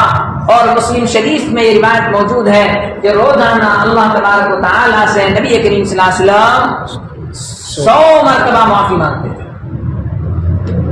اب نبی کا یہ حال ہے, جبکہ ہم نے ابھی سنا نبی سے کوئی گناہ صادر نہیں ہوتا, پھر بھی نبی کریم صلی اللہ علیہ وسلم یہ کام کر رہے ہیں, تو اس میں امت کے لیے تعلیم ہے. ہمیں یہ چیز لینے کی ہے تو ہمیں کتنا اہتمام کرنا چاہیے. اخیر ہمارے اکابر میں دعوت و تبلیغ کے میدان سے ہو یا خانقاہ کے لائن سے ہو, ہمیں صبح اور شام جو تسبیحات بتلائی ہیں اس میں استغفر اللہ کی تسبیح اصلاً 300 ہے, لیکن ہماری ہاتھ سے وہ نہیں ہو رہا, اس لیے 100 کی ہے. اس استغفر اللہ, درود شریف اور تیسرا کلمہ جو ہے یہ پہلے 300 بتلایا جاتا تھا, لیکن لوگوں میں کمزوری آئی, سستی آئی, کہا کہ ٹھیک ہے وہ 900 والی تسبیح 300 کر دی, تو اس میں استغفر اللہ کی تسبیح 100 والی رہی, صبح اور 100 شام. تو ہم جہاں توبہ کا اہتمام کریں وہاں استغفر اللہ اللہ سے کہیں. استغفر اللہ جب ہم اللہ سے کہتے ہیں تو کیا کہتے ہیں؟ اے اللہ میں آپ سے مغفرت طلب کرتا ہوں, آپ مجھے معاف کر دیجیے. اس کا دوسرا صیغہ بھی ہے, لیکن بہرحال عوام کے لیے ٹھیک ہے ہم استغفر اللہ کہتے رہیں. استغفر اللہ ربی من کل ذنب واتوب الیہ، یا استغفر اللہ الذی لا الہ الا هو الحی القیوم واتوب الیہ، یہ کامل اور پورا اس کو پڑھتے رہیں۔ اب نبی کریم صلی اللہ علیہ وسلم نے اتنا زیادہ اہتمام آخر کیا کیوں؟ اس میں ہمارے لیے بھی تو سبق ہے، وہ سبق ہمیں لینے کی ضرورت ہے۔ اس کا اہتمام کریں گے روزانہ تو ہمارے گناہ چھٹنا شروع ہو جائیں گے، کریں گے انشاءاللہ۔ اور ہماری ذات میں جو بے چینیاں ہیں ہمارے گھروں میں، ہماری روح کی، ہماری گھروں کی، میاں بیوی یا والدین کے درمیان، یا ہمارے اڑوس پڑوس، یا ہمارے جن سے تعلقات ہیں، اس میں قسم کی جو بے چینیاں ہیں وہ کم سے کم ہماری ذات سے ختم ہونا شروع ہو جائیں گے۔ اللہ ہمیں اس پر عمل کی توفیق عطا فرمائے۔ استغفار کا فائدہ کیا فائدہ ہے؟ دیکھو قرآن کریم میں وما كان الله ليعذبهم وانت فيهم ایک آیت ہے، اور اگلی وما كان الله معذبهم وهم يستغفرون۔ اللہ نے نبی کریم صلی اللہ علیہ وسلم سے دو وعدے کیے۔ پہلے ایک وعدہ تھا وہ یہ، اے نبی جب تک آپ امت میں موجود ہیں تب تک میں آپ کی امت کو عذاب نہیں چکھاؤں۔ لیکن یہ بات تو اس وقت تک کی تھی جب نبی کریم صلی اللہ علیہ وسلم امت میں موجود تھے، لیکن آخر نبی کریم صلی اللہ علیہ وسلم کو تو اس دنیا سے رخصت ہونا تھا، اور نبی کریم صلی اللہ علیہ وسلم ایک دن دنیا سے رخصت ہوئے۔ لیکن نبی کریم صلی اللہ علیہ وسلم کو اپنی امت کی شفقت ہم سب کو پتا ہے، اور ہم نے کئی مرتبہ سنا ہے، تو نبی کریم صلی اللہ علیہ وسلم کی دلی چاہت اور نبی کریم صلی اللہ علیہ وسلم کے اللہ سے درخواست کرنے پر اللہ نے ہمیں دوسرا چانس دیا ہے، وما كان الله معذبهم وهم يستغفرون، کہ اللہ تبارک و تعالی امت محمدیہ کو اس وقت تک عذاب میں نہیں رکھے گا جب تک امت محمدیہ استغفار کرتی رہے۔ یہ استغفار کا فائدہ ہے، اور استغفار ایسی چیز ہے کہ جہاں ہم اللہ سے اپنے لیے استغفار کر سکتے ہیں، پوری امت کے لیے کر سکتے ہیں۔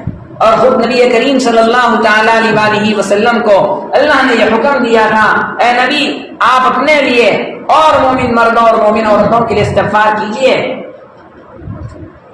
آپ اپنے لیے اور مومن بندوں اور مومن عورتوں کے لیے اللہ سے مغفرت طلب کیجئے۔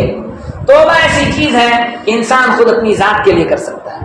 ہم اپنے گناہوں کو یاد کر کے توبہ کے بھی جو 4 شرطیں بتلائی وہ ہم اپنی ذات تک کر سکتے ہیں۔ ایک انسان اپنی ماں کے لیے توبہ نہیں کر سکتا، اپنے باپ کے لیے بلکہ کسی کے لیے نہیں، لیکن ہم استغفار ان کے لیے کر سکتے ہیں۔ ہم اللہ کے سامنے عرضی سفارش داخل کر سکتے ہیں، کیا اے اللہ ہمارے ان بھائیوں کو، ہمارے والدین کو، ہمارے اپنے بیویوں کو، ہمارے اپنے بچوں کو، پوری امت مسلمہ کو یہ اللہ معاف کر دے۔ یہ استغفار ہے، اے اللہ ہم ان کے لیے مغفرت چاہتے ہیں، مغفرت کر دے۔ تو استغفار ایسی چیز ہے جہاں ہم اللہ سے استغفار کریں وہاں اپنے ساتھ ہم اپنے بھائی بہنوں اور پوری امت کی نیت کریں، اے اللہ تو مجھے معاف فرما، پوری امت کو معاف فرما۔ بلکہ ایک دلچسپ بات، ہم میں سے ہر ایک چاہتا ہے کہ میں اللہ کی نگاہ میں ایسا بنوں کہ اللہ میری دعاؤں کو قبول کرے، چاہتا ہے نا؟ تو اگر ہمیں مستجاب الدعوات بننا ہے، مستجاب الدعوات کا مطلب ہم جو مانگے اللہ دے دے، ہم چاہتے ہیں نا یا نہیں چاہتے؟ تو اس کا آسان طریقہ یہ ہے کہ ہم اپنی عادت بنا لیں، روزانہ بلا ناگا 27 مرتبہ امت محمدیہ کے لیے ہم استغفار کرنے والے بنیں، اللہ ہمیں مستجاب الدعوات بنائے گا۔ کریں گے انشاءاللہ، بہت آسان ہے، اور اس وقت اس کی ضرورت ہے۔ کیوں؟ اس وقت اکثر بس اللہ والوں کو چھوڑو، امت کا اکثر وہ حصہ ہے کہ غافل ہے۔ ایک زمانہ وہ تھا کہ خود میں اس مسجد کا واقعہ بتلاتا ہوں کہ میں یہاں 1992 میں اس مدرسے میں داخلہ لیا اور 7 سال میرے یہاں گزرے ہیں۔ اس وقت ہمیں تہجد کے موقع سے اٹھایا جاتا تھا۔ یہاں کی حالت میں بتلاتا ہوں، کوئی بھی جماعت آوے یا مرکز کا ہفتے واری کا دن ہو تو مسجد کی ہم جب اٹھتے تھے ایسی حالت ہوتی تھی شاید و باید کوئی رونے والا اور چیخنے والا باقی رہتا ہو۔ یہ میں اس مسجد کی اور ہمارے اپنے گاؤں کے مرکز کے قریب میرا مکان تھا، میں نے وہاں کی بھی حالت دیکھی تھی۔ ایک وقت ایسا تھا، اور جس وقت ہم چل رہے ہیں اللہ نے جس کو توفیق دی ہے ٹھیک، ورنہ اکثر لوگ اپنی دھن میں ہیں۔ ہماری دعاؤں کا یہ حال ہے، ہم اپنی دعا اپنی ذات سے شروع کرتے ہیں، زیادہ سے زیادہ اگر ماں باپ سے ہمارا تعلق ہے تو ہم اپنے ماں باپ کو دعا میں یاد کرتے ہیں، ورنہ ہماری دعا ہماری بیوی، بچوں، ہمارے کاروبار اور ہماری طبیعت پر ختم ہو جاتی ہے۔ یہ ہمارا حال ہے۔ اللہ نے جن کو توفیق دی ہے وہ اللہ کے نیک بندے ہیں، میں ان سے بحث نہیں کر رہا ہوں۔ آج میرا اور آپ کا تذکرہ چل رہا ہے، تو ہم یہ کام کریں کہ جہاں ہم اپنے گناہوں کی معافی اللہ سے مانگے تو امت کے بھی گناہوں کی معافی مانگے، انشاءاللہ اللہ ہمیں ان حالات سے نکال دے گا، اور کم سے کم اس کا سب میں بڑا فائدہ اور پہلا فائدہ ہماری اپنی روح اور ہماری اپنی ذات کو ہوگا۔ اللہ ہمیں اس کی توفیق عطا فرمائے۔ تو جب تک ہم استغفار اس امت میں کرتے رہیں گے، یقین رکھیں کہ اللہ ہمیں عذاب نہیں چکھائے گا، کیونکہ اللہ نے قرآن کریم میں اپنے نبی سے وعدہ کیا ہے۔ وعدہ اللہ کا نبی سے کرے، اور قرآن میں جس کی صراحت موجود ہو اس کی وعدہ خلافی اللہ کریں گے، تو بہرحال پھر کیا لطف اور مزہ آئے گا کہ ہم میں سے سبھی لوگ یوں دل میں سوچیں کہ میں عشاء کے بعد اللہ توفیق دے تہجد میں اٹھتے بیٹھتے، کاروبار میں، بائک پر چلتے چلتے، راستہ چلتے چلتے امت کے لیے استغفار کی دھن بناؤں گا۔ اگر ہم اس بات کا ارادہ، اس بات کی توفیق اور تہیہ کر لیتے ہیں، انشاءاللہ امت کا خوب فائدہ ہوگا۔ اللہ ہمیں عمل کی توفیق عطا فرمائے۔ دیکھیے پھر میں کہتا ہوں، مایوسی جو ہے نا، مایوسی اس وقت امت کے اکثر افراد، مایوسی کا مطلب نا امیدی، ناراض ہونا، اپنی ذات سے پریشان ہونا اور اپنی ذات کو بے سر و سامان، بے سہارا چھوڑنا، یہ ہمارے ساتھ شیطان دھوکہ کرتا ہے۔ شیطان بار بار ہمارے دل اور دماغ میں گھستا ہے، ہمارا نفس بھی اس کا ساتھ دیتا ہے اور کہتا ہے تجھے شرم ہے، روزانہ اتنے گناہ کرتا ہے، کس منہ سے اللہ کے سامنے جاوے گا؟ تو اس پر اللہ والے کہتے ہیں کہ شیطان سے کہو کہ جس منہ سے اللہ کی نافرمانی کیا ہے اسی منہ سے اللہ کے سامنے جا کر معافی مانگوں گا۔ فائدہ ہے اس کا، کیا فائدہ ہے میں آگے بتلا رہا ہوں۔ معافی مانگنے اور بار بار توبہ کرنا یہ اتنا محبوب اور پسندیدہ عمل ہے، شاید آپ لوگوں کی وجہ سے اللہ نے آج مجھے ایک بڑی خوشی عطا فرمائی، میں آگے کہہ رہا ہوں۔ دیکھیے ہمارے گناہ کتنے ہیں؟ انسان کہتا ہے گناہ بہت ہے۔ حضرت مولانا حکیم اختر صاحب وہ اللہ کے پیارے ہوئے، امت کے لیے بہت انہوں نے سامان چھوڑا ہے، اللہ ان کی مغفرت فرمائے، ان کے درجات کو بلند فرمائے۔ وہ ڈاکٹر عبداللہ عارفی رحمۃ اللہ علیہ، یہ ڈاکٹر عبداللہ عارفی اس وقت مفتی محمد تقی عثمانی ہے نا، ان کے شیخ ہوتے ہیں اور حضرت تھانوی رحمۃ اللہ علیہ کے خلیفہ ہوتے ہیں۔ اللہ والوں کو سمجھو، اللہ والوں کا تذکرہ کرو، اس سے بھی اللہ کی رحمت اترتی ہے۔ اور آپ کہیں گے اتنے نام بتلا رہے اس کا فائدہ کیا؟ فائدہ یہ کہ اللہ کی رحمت اترتی ہے اور ہمیں اپنے اللہ والوں سے پہچان ہے۔ تو وہ فرماتے ہیں، لوگوں کو مثال دیتے تھے پڑوسی ملک میں کہ دیکھیے ہمارا اپنا، وہ کراچی کی مثال دیتے ہیں، پورے کراچی کا میلہ اور ڈرینیج کہاں جاتا ہے؟ سمندر میں جاتا ہے۔ سمندر میں جا کر وہ میلہ باقی رہتا ہے۔ ایک ہلکی سمندر کی لاٹ موج آتی ہے، اس پورے میلے کو ختم کر جاتی ہے۔ پورے کراچی کا ڈرینیج سمندر میں کہاں ختم ہوا کسی کو پتا نہیں ہے۔ تو ہمارے گناہ کتنے بھی ہو، اللہ کی ایک رحمت اور اللہ کی ایک نظر کرم ہمارے پورے گناہوں کو اس سے زیادہ صاف کرتی ہے، اور ایسا صاف کرتی ہے کہ ہمارے نام اعمال میں گناہوں کا تذکرہ بھی باقی نہیں رہتا، بشرط کہ ہم نے توبہ کی۔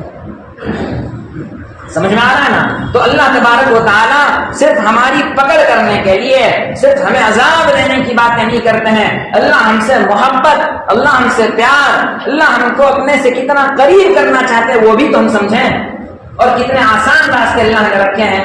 دیکھیے اللہ تبارک و تعالیٰ بندوں کی معافی کے بعد، بندہ جب اللہ سے معافی مانگتا ہے تو اللہ کی خوشی کا تذکرہ امام نووی رحمۃ اللہ علیہ نے ایک روایت بیان کی ہے ریاض الصالحین میں۔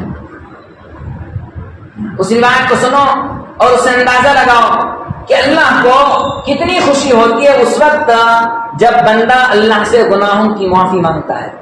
نبی کریم صلی اللہ علیہ وسلم کا ارشاد ہے کہ ایک شخص اونٹ پر سواری اختیار کر کے، پرانے زمانے کی بات ہے، پچھلی امتوں کا واقعہ ہے، اونٹ پر سواری، اور کہاں؟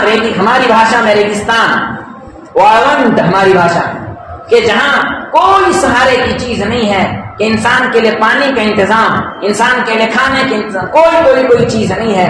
ایسے علاقے میں ایک شخص اونٹ پر اپنا کھانا پینا، اپنا بستر، اپنی ضرورت کی چیزیں لے کر سفر کر رہا اور درمیان سفر میں وہ لیٹ گیا، آرام کیا، نیند میں ہے کہ اس کا اٹھا تو اونٹ غائب۔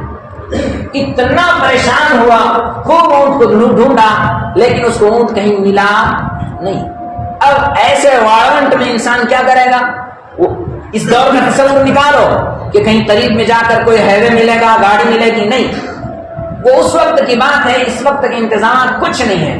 تو شخص نے بس یہ ارادہ کیا اب موت کے علاوہ کوئی سامان نہیں ہے، بس مجھے موت آنی ہے۔ تو اس نے ایک جگہ اپنی ذات کو ڈال دیا کہ اب بس اس نیت سے سو جاؤ کہ میرے اسی سونے میں مجھے موت پکڑنے والی ہے۔ وہ بندہ سو گیا، سونے کے بعد اچانک اس کی آنکھ کھلی تو دیکھتا کیا ہے، وہ اونٹ اسی اصلی حالت میں اس کے سامنے موجود ہے۔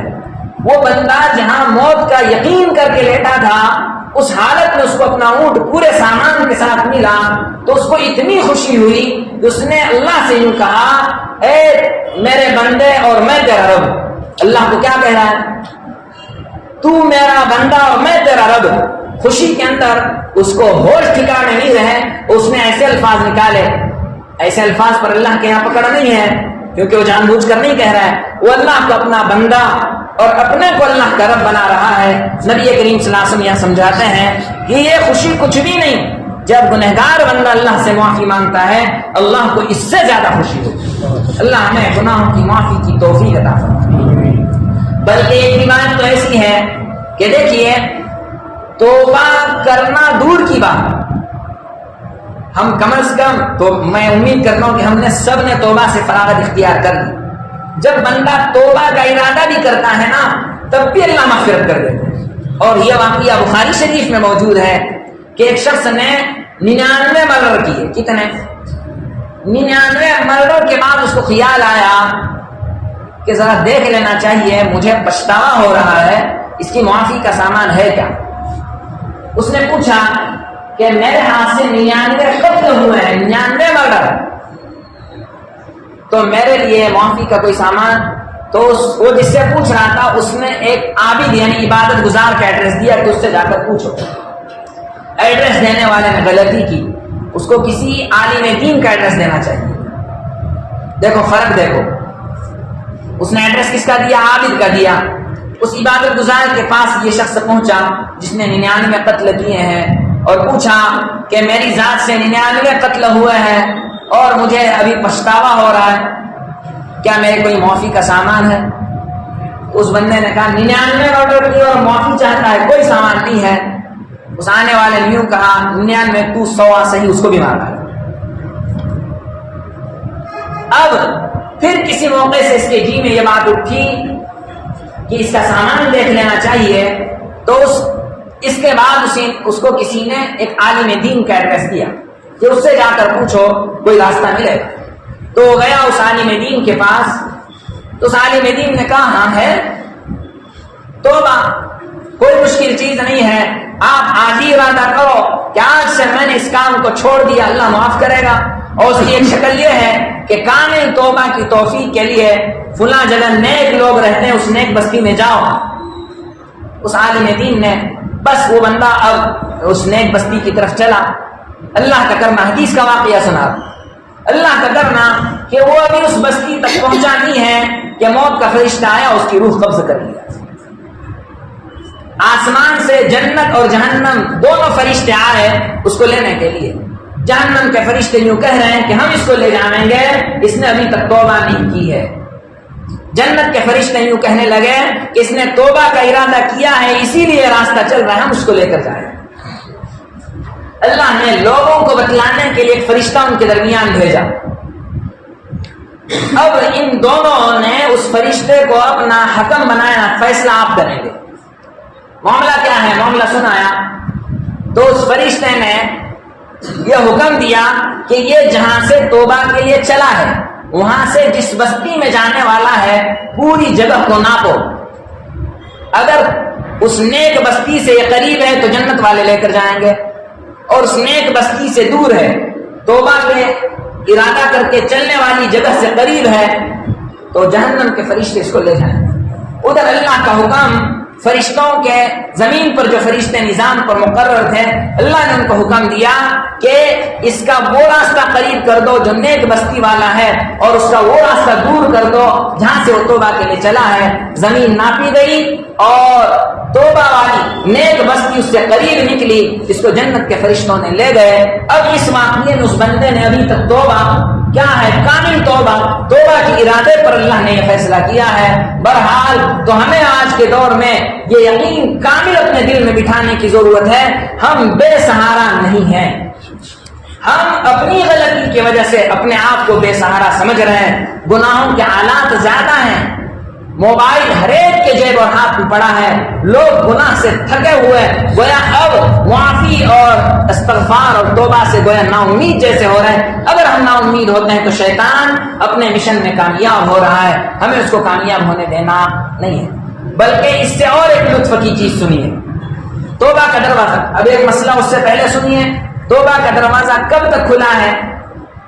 قیامت سے پہلے زمین کے اوپر بڑی 10 نشانیاں آنے والی ہیں۔ اس میں سے ایک نشان یہ ہے کہ سورج جو پورو سے نکلتا ہے، مشرق ایسٹ سے، تو ایک دن ایسا آئے گا سورج پچھم سے نکلے گا، مغرب سے یعنی ویسٹ سے۔ جس دن پچھم سے سورج نکلا سمجھ لو اللہ نے عمومی توبہ کا دروازہ بند کر دیا۔ اس وقت جو ایمان میں داخل ہے ختم، اتنا ہی۔ اب کوئی ایمان میں داخل ہوگا اس کا ایمان قابل قبول نہیں ہوگا۔ یہ قیامت کی بڑی 10 نشانیوں میں سے ایک نشانی، بلکہ اب تو سائنسٹک لوگ بھی کہہ رہے ہیں کہ ایسا پرتھوی میں زمین میں کچھ ہونے والا ہے کہ کچھ الٹا سیدھا، یعنی اس نظام کے الٹا کچھ ہونے والا ہے۔ بہرحال یہ تو عمومی توبہ کا دروازہ سورج مغرب سے نکلنے تک ہے۔ ایک ہے خصوصی توبہ کا دروازہ، وہ ہر ذات کے ساتھ لگا ہوا ہے۔ انسان جب تک گرگرے کے عالم میں نہ جائے، ہمارے یہاں اس کو سکرات کا عالم کہتے ہیں، انسان ہے دنیا میں لیکن پورا دنیا میں نہیں ہے، وہ آخرت کو دیکھنا شروع کر دیا، جس کو ہم گرگرے کا عالم یا سکرات۔ تو اگر اس نے آخرت کا حصہ دیکھا تو اب توبہ کا دروازہ بند۔ تو اس وقت تک ہمیں توبہ کا دروازہ کھلا ہے۔ دیر اس لیے نہیں کرنی چاہیے کہ ہمیں اپنی موت کا وقت معلوم نہیں ہے، اور دیر اس لیے بھی نہیں کرنی چاہیے، جو میں اپنی حدیث سنانا چاہتا ہوں۔ حضرت ابو موسیٰ شریف رضی اللہ تعالیٰ عنہ فرماتے ہیں، یہ مسلم شریف کی روایت ہے، وہاں سے امام نووی رحمۃ اللہ علیہ نے ریاض الصالحین اس کو نقل کیا ہے۔ وہ روایت اتنی مزے کی ہے، نبی کریم صلی اللہ علیہ وسلم ارشاد فرماتے ہیں، اللہ تبارک و تعالی رات کے وقت ابھی اپنے ہاتھ پھیلائے ہوئے بیٹھے ہیں، وہ حدیث میں الفاظ ہیں، اپنے ہاتھ پھیلائے بیٹھے ہوئے ہیں ان بندوں کے لیے کہ جن بندوں نے دن بھر گناہ کیا ہے، کہ میرے وہ دن بھر کیے ہوئے بندے گناہوں کی معافی مانگیں گے، میں ان کے گناہوں کو معاف کر دوں گا۔ اس انتظار میں اللہ ہے، یہ اللہ کا رات کا عمل ہے، اور ہر صبح اللہ اس انتظار میں بیٹھے رہتے ہیں کہ میرے وہ بندے جنہوں نے رات بھر گناہ کیے ہیں میرے سامنے آئیں گے، حاضر ہوں گے اور اپنی گناہوں کی معافی مانگیں گے، میں ان کے گناہوں کو معاف کر دوں گا۔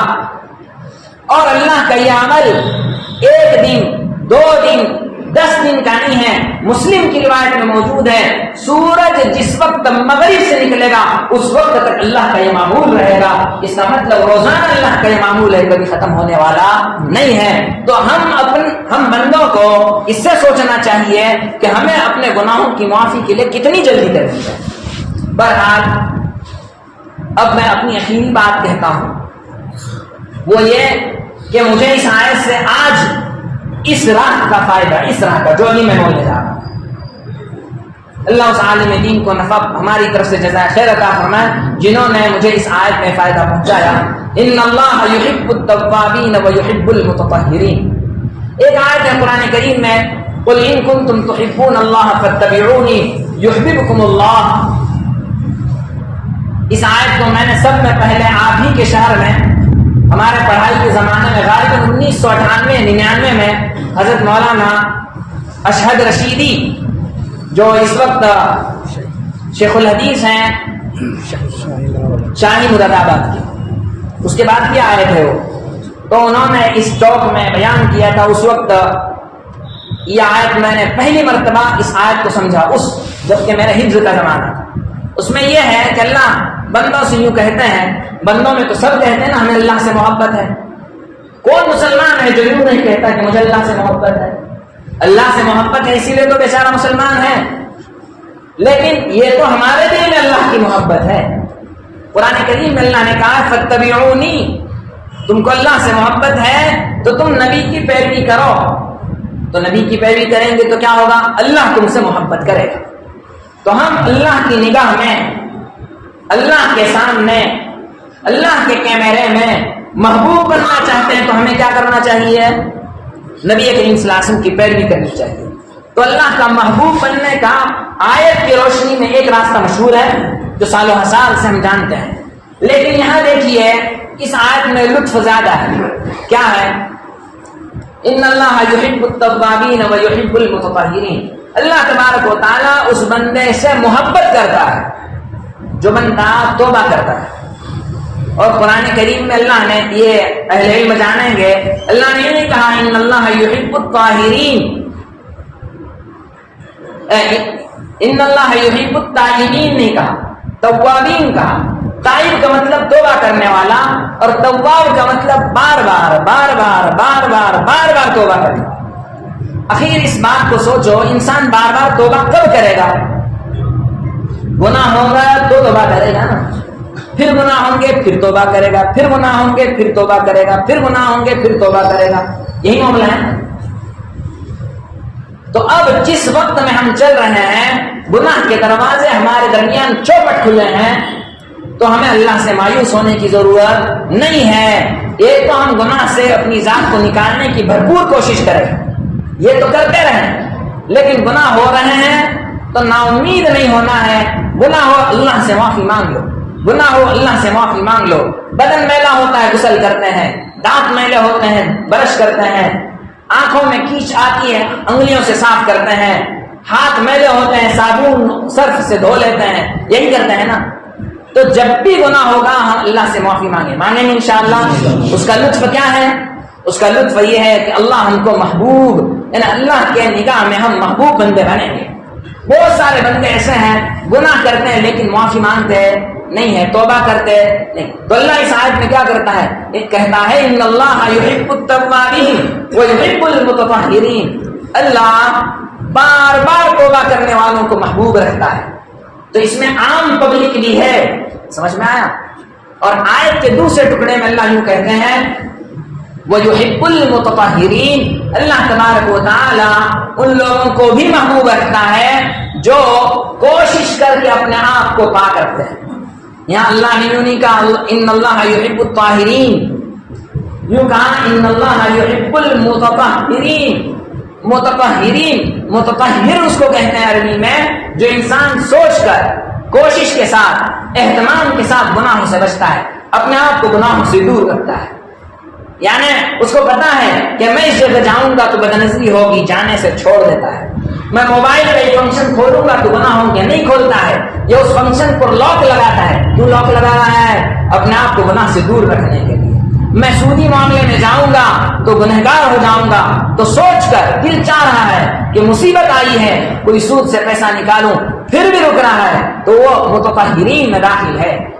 دل چاہ رہا ہے کہ جھوٹ بولوں، لیکن اس کو خیال آ رہا ہے جھوٹ بولوں گا اللہ کی نگاہ سے گروں گا، اور وہ سوچ کر بچ رہا ہے جھوٹ والے گناہ سے، غیبت والے گناہ سے بچ رہا ہے، بدگمانی والے گناہ، ہر گناہ سے، جس بھی گناہ سے وہ بچنے کا اہتمام کر رہا ہے، تو اللہ ان کو محبوب رکھتا ہے۔ تو اس میں عام پبلک کے لیے بھی اللہ کے یہاں محبوب بننے کا طریقہ ہے، اور اللہ والوں کے لیے بھی ہے۔ یہ اللہ والوں کا معاملہ ہے، بہت احتیاط سے اپنے دامن کو بچائے ہوئے رکھتے ہیں، گناہ کے راستے ان کو معلوم ہے، اور وہ سوچ کر کہ نہیں یہاں جائیں گے تو گناہ ہوگا، وہ جانے سے رکتے ہیں، یہ کام کریں گے تو گناہ ہوگا، اس سے رکتے ہیں۔ وہ لوگ یحب المتطہرین میں ہیں۔ اور عام پبلک کو یہ کرنا چاہیے، گناہ ہو جائے تو ہمیں مایوس اور نا امید نہیں ہونا ہے، اللہ سے توبہ کرنا ہے۔ صبح میں توبہ کرو، پھر گناہ ہو جائے دوپہر میں توبہ کرو، پھر گناہ ہو جائے عصر میں توبہ کرو، مغرب میں کرو، عشاء میں کرو۔ نبی دین میں 70 اور 100 مرتبہ استغفار کرتے تھے، تو ہم بھی اتنی مرتبہ کریں، اس سے زیادہ کریں، تو کرنے کا فائدہ کیا ہوگا؟ ہم اللہ کے محبوب بندے بنیں گے۔ اور اسی چیز کو وضو کے بعد والی دعا میں نبی کریم صلی اللہ علیہ وسلم نے ہمیں سکھایا ہے۔ ہم اللہ سے مانگیں، کیا مانگیں؟ اللہم اجعلنی من التوابین وَاجْعَلْنِي مِنَ الْمُتَطَهِّرِينَ. اسی آیت کو اللہ نے نبی کریم صلی اللہ علیہ وسلم نے مانگنے کا حکم دیا. ہم وضو سے فارغ ہوتے ہیں تو اللہ سے کہیں کہ اللہ تو مجھے بنا کن لوگوں سے بنا؟ بار بار توبہ کرنے والوں سے بنا. اور یہ اللہ تو مجھے شامل کر کن لوگوں میں شامل کر؟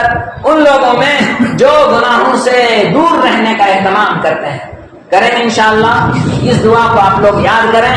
تو بہرحال ہماری آج کی پوری بات کا خلاصہ اور لب لباب کون بتلا ہے؟ بتلا ہمت کر کے کیا ہے؟ میں نے شروع میں ہی تو اس کا خلاصہ دے دیا تھا نا آپ کو.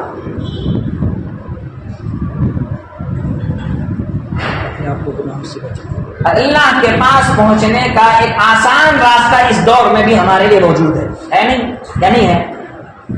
اللہ نے یوں کہا ہے 100 گناہ ہونے کے بعد میرا دروازہ بند ہے، کہا ہے. 1000 ہونے کے بعد دروازہ بند ہے، کہا ہے. کروڑ ہونے کے بعد دروازہ بند ہے. گنتی کی ختم وہاں تک ہمارے گناہ ہو جائے اللہ نے کہیں کہا ہے میرا دروازہ بند ہے؟ بلکہ اس کے الٹا اللہ نے کیا کہا ہے؟ قل یا عبادی الذین اسرفوا علی انفسہم لا تقنطوا من رحمت اللہ. اور اللہ کا انداز کیسا ہے؟ ہمارے استاذ ہیں حضرت مفتی احمد صاحب خان پوری، اللہ ان کو صحت عطا فرمائے، ان کی عمر میں برکت عطا فرمائے، بہت دیر تک ان سے ہمیں مستفید ہونے کی توفیق عطا فرمائے. انہوں نے ایک جگہ اس آیت کے متعلق لکھا ہے کہ باپ اپنے شریر بیٹے، اپنے نالائق بیٹے کے لیے اپنی بیوی سے یوں کہتا ہے گھر میں، وہ تیرا بیٹا ہے نا، یوں نہیں کہتا میرا بیٹا. بیوی کو کیا کہتا ہے؟ تیرا بیٹا ہے تو اس کو بول میرے گھر میں جگہ نہیں ہے. ہوتا ہے نا ایسا، ہم سنتے ہیں نا. اس کے تیور کیا ہے باپ کے؟ کہ اپنی بیوی سے یعنی اس بچے کی ماں سے یوں کہتا ہے تیرا بیٹا آئے تو کہے میرے گھر میں اس کو جگہ نہیں ہے. یہ دھندا چھوڑنا ہے تو میرا گھر اس کے لیے ہے، یہ الٹے سیدھے دھندے کرنے ہیں تو میرا گھر اس کے لیے نہیں ہے. باپ کے تیور ہے، کہتا ہے نا سب کو مانو. دیکھو اللہ کا معاملہ بندوں سے کیا ہے. اللہ کہتا ہے یا عبادی الذین، اے میرے وہ بندو. اللہ کہہ رہا ہے اے میرے وہ بندو. اللہ یہاں بندہ کہہ رہا ہے. اللہ نے ہمیں یوں نہیں کہا اے وہ نالائقو، اللہ نے یوں نہیں کہا اے وہ گنہگارو، یوں بھی نہیں کہا. اللہ نے یوں نہیں کہا. اللہ نے رحم کیا ہماری ذات پر. اے وہ بندو جنہوں نے اپنی ذات پر زیادتیاں کی ہیں، گناہوں کے دلدل میں پھنس چکے ہیں، نا امید اور مایوس ہونے کی ضرورت نہیں ہے. لا تقنطوا من رحمت اللہ، اللہ کی رحمت سے نا امید نہ ہو. کیوں نہ ہو اللہ کی رحمت سے نا امید؟ ان اللہ یغفر الذنوب جميعا، اللہ تمہارے سب کے سب گناہوں کو معاف کر دے گا، سب کے سب گناہوں کو معاف کر دے گا. تو اللہ کی طرف سے یہ اعلان ہے اور ہم ناراض ہیں، نا امید ہیں. انشاءاللہ آج سے ہم یہ عمل شروع کریں گے. کون سا عمل ہے؟ استغفار کثرت سے کریں گے. روزانہ صبح شام کم سے کم 100 مرتبہ. پورے دن میں اگر ہم 300 کرتے ہیں تو بہت اچھا ہے، اور ذرا دھیان سے کریں گے. اور دھیان کیا کریں گے؟ اللہ نے ہمیں یہ کہا ہے. دھیان کیا کریں گے؟ اللہ انتظار کر رہا ہے میرے اپنے گناہوں کی معافی کے لیے. اللہ انتظار کر رہا ہے.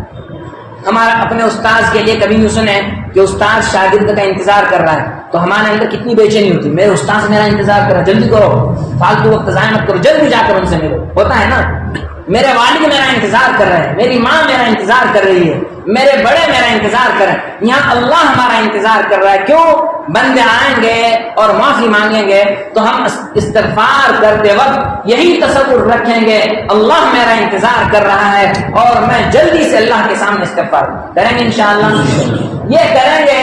آپ یہ عمل زیادہ نہیں، ویسے مسلسل ہم کو جاری رکھنا ہے، لیکن کم سے کم 8 دن کے بعد اپنا جائزہ لو.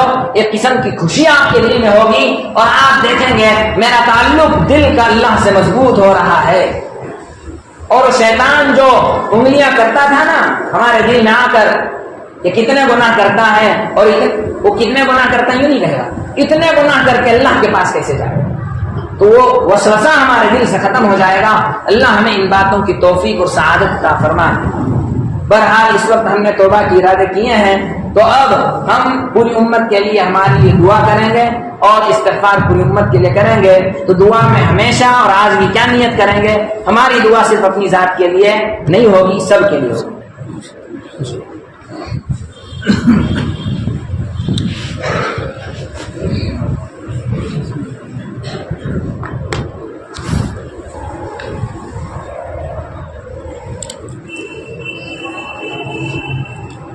بسم الله الرحمن الرحيم سبحانك اللهم وبحمدك وتبارك اسمك وتعالى جدك ولا إله غيرك اللهم لك الحمد كله ولك الشكر كله ولك الملك كله ولك الخلق كله بيدك الخير كله وإليك يرجع الأمر كله لا إله إلا الله الأحد الصمد الذي لم يلد ولم يولد ولم يكن له كفوا أحد لا إله إلا الله الحنان المنان بديع السماوات والأرض ذو الجلال والإكرام يا أرحم الراحمين يا أرحم الراحمين يا أرحم الراحمين اللهم صل على محمد وعلى آل محمد كما صليت على إبراهيم وعلى آل إبراهيم إنك حميد مجيد اللهم بارك على محمد وعلى آل محمد كما باركت على إبراهيم وعلى آل إبراهيم إنك حميد مجيد اللهم صل على محمد عبدك ورسولك وصل على المؤمنين والمؤمنات والمسلمين والمسلمات اللهم صل على سيدنا ومولانا محمد وعلى آل سيدنا ومولانا محمد صلاة تنجينا بها من جميع الأهوال والآفات وتقضي لنا بها جميع الحاجات وتطهرنا من جميع السيئات وترفعنا بها عندك أعلى الدرجات وتبلغنا بها أقصى الغايات من جميع الخيرات في الحياة وبعد الممات إنك على كل شيء قدير اللهم رب هذه الدعوة القائمة والصلاة النافعة صل على محمد وارض عني لذا لا تسخط بعده أبدا يا رب صل وسلم دائما أبدا على حبيبك خير الخلق كلهم اللهم صل على محمد صلى الله على محمد صلى الله عليه وسلم صلى الله عليه وآله وسلم يا أرحم الراحمين يا أرحم الراحمين يا أرحم الراحمين يا خالق السماوات والأرض يا بديع السماوات والأرض يا ذا الجلال والإكرام يا رب العالمين يا رب العالمين يا رب العالمين اے اللہ ہم گنہگار ہیں، اے اللہ ہم خطاکار ہیں، اے اللہ یا ہم سیاہکار ہیں، اے اللہ ہم اے اللہ اقراری مجرم ہیں، ہم پاپی ہیں، ہم بڑے مجرم ہیں، اے اللہ ہم نے اپنے زندگی میں آگے پیچھے اے اللہ چھوٹے بڑے جانے انجانے میں جتنے گناہ کیے ہیں مولا سب آپ کے سامنے اے اللہ موجود ہیں۔ اے اللہ ہم گناہ کر کر کے گناہ کو بھول چکے ہیں، ہمیں اپنے کل گناہ یاد نہیں ہے، لیکن آپ کے سامنے ہمارا پورا رجسٹر ہمارا پورا چٹھا کھلا ہوا ہے مولا، ہم اقراری مجرم ہیں۔ آج ہم نے اے اللہ آپ کے سامنے ہاتھ اٹھائے نہیں ہیں مولا، یہ ہاتھ آپ نے اٹھوائے ہیں۔ آج شاید آپ نے ہمیں توفیق دی ہے اس بات کی ہم گناہوں سے معافی مانگیں مولا، ہم اپنے گناہوں کی معافی مانگتے ہیں مولا، ہمارے سب گناہوں کو معاف کر دے مولا، ہمارے سب گناہوں کو معاف کر دے، اے آقا معاف کر دے، اے مولا معاف کر دے، اے آقا معاف کر دے، اے مولا معاف کر دے، اے اللہ ہمارے سب کے سب گناہوں کو معاف کر دے۔ رب کریم بندے جب آپ سے معافی مانگتے ہیں تو اللہ آپ بندوں سے خوش ہو جاتے ہیں اور فرشتوں کے سامنے تذکرہ کرتے ہیں، دیکھو میرے فرشتوں، میرے ان بندوں کو پتا ہے کہ میرے علاوہ ان کے گناہوں کو معاف کرنے والا کوئی نہیں ہے۔ اے اللہ ہمارا ایمان ہے، ہمارا یقین ہے، پورا یقین ہے کہ آپ کے علاوہ کوئی ذات گناہوں کو معاف نہیں کر سکتی۔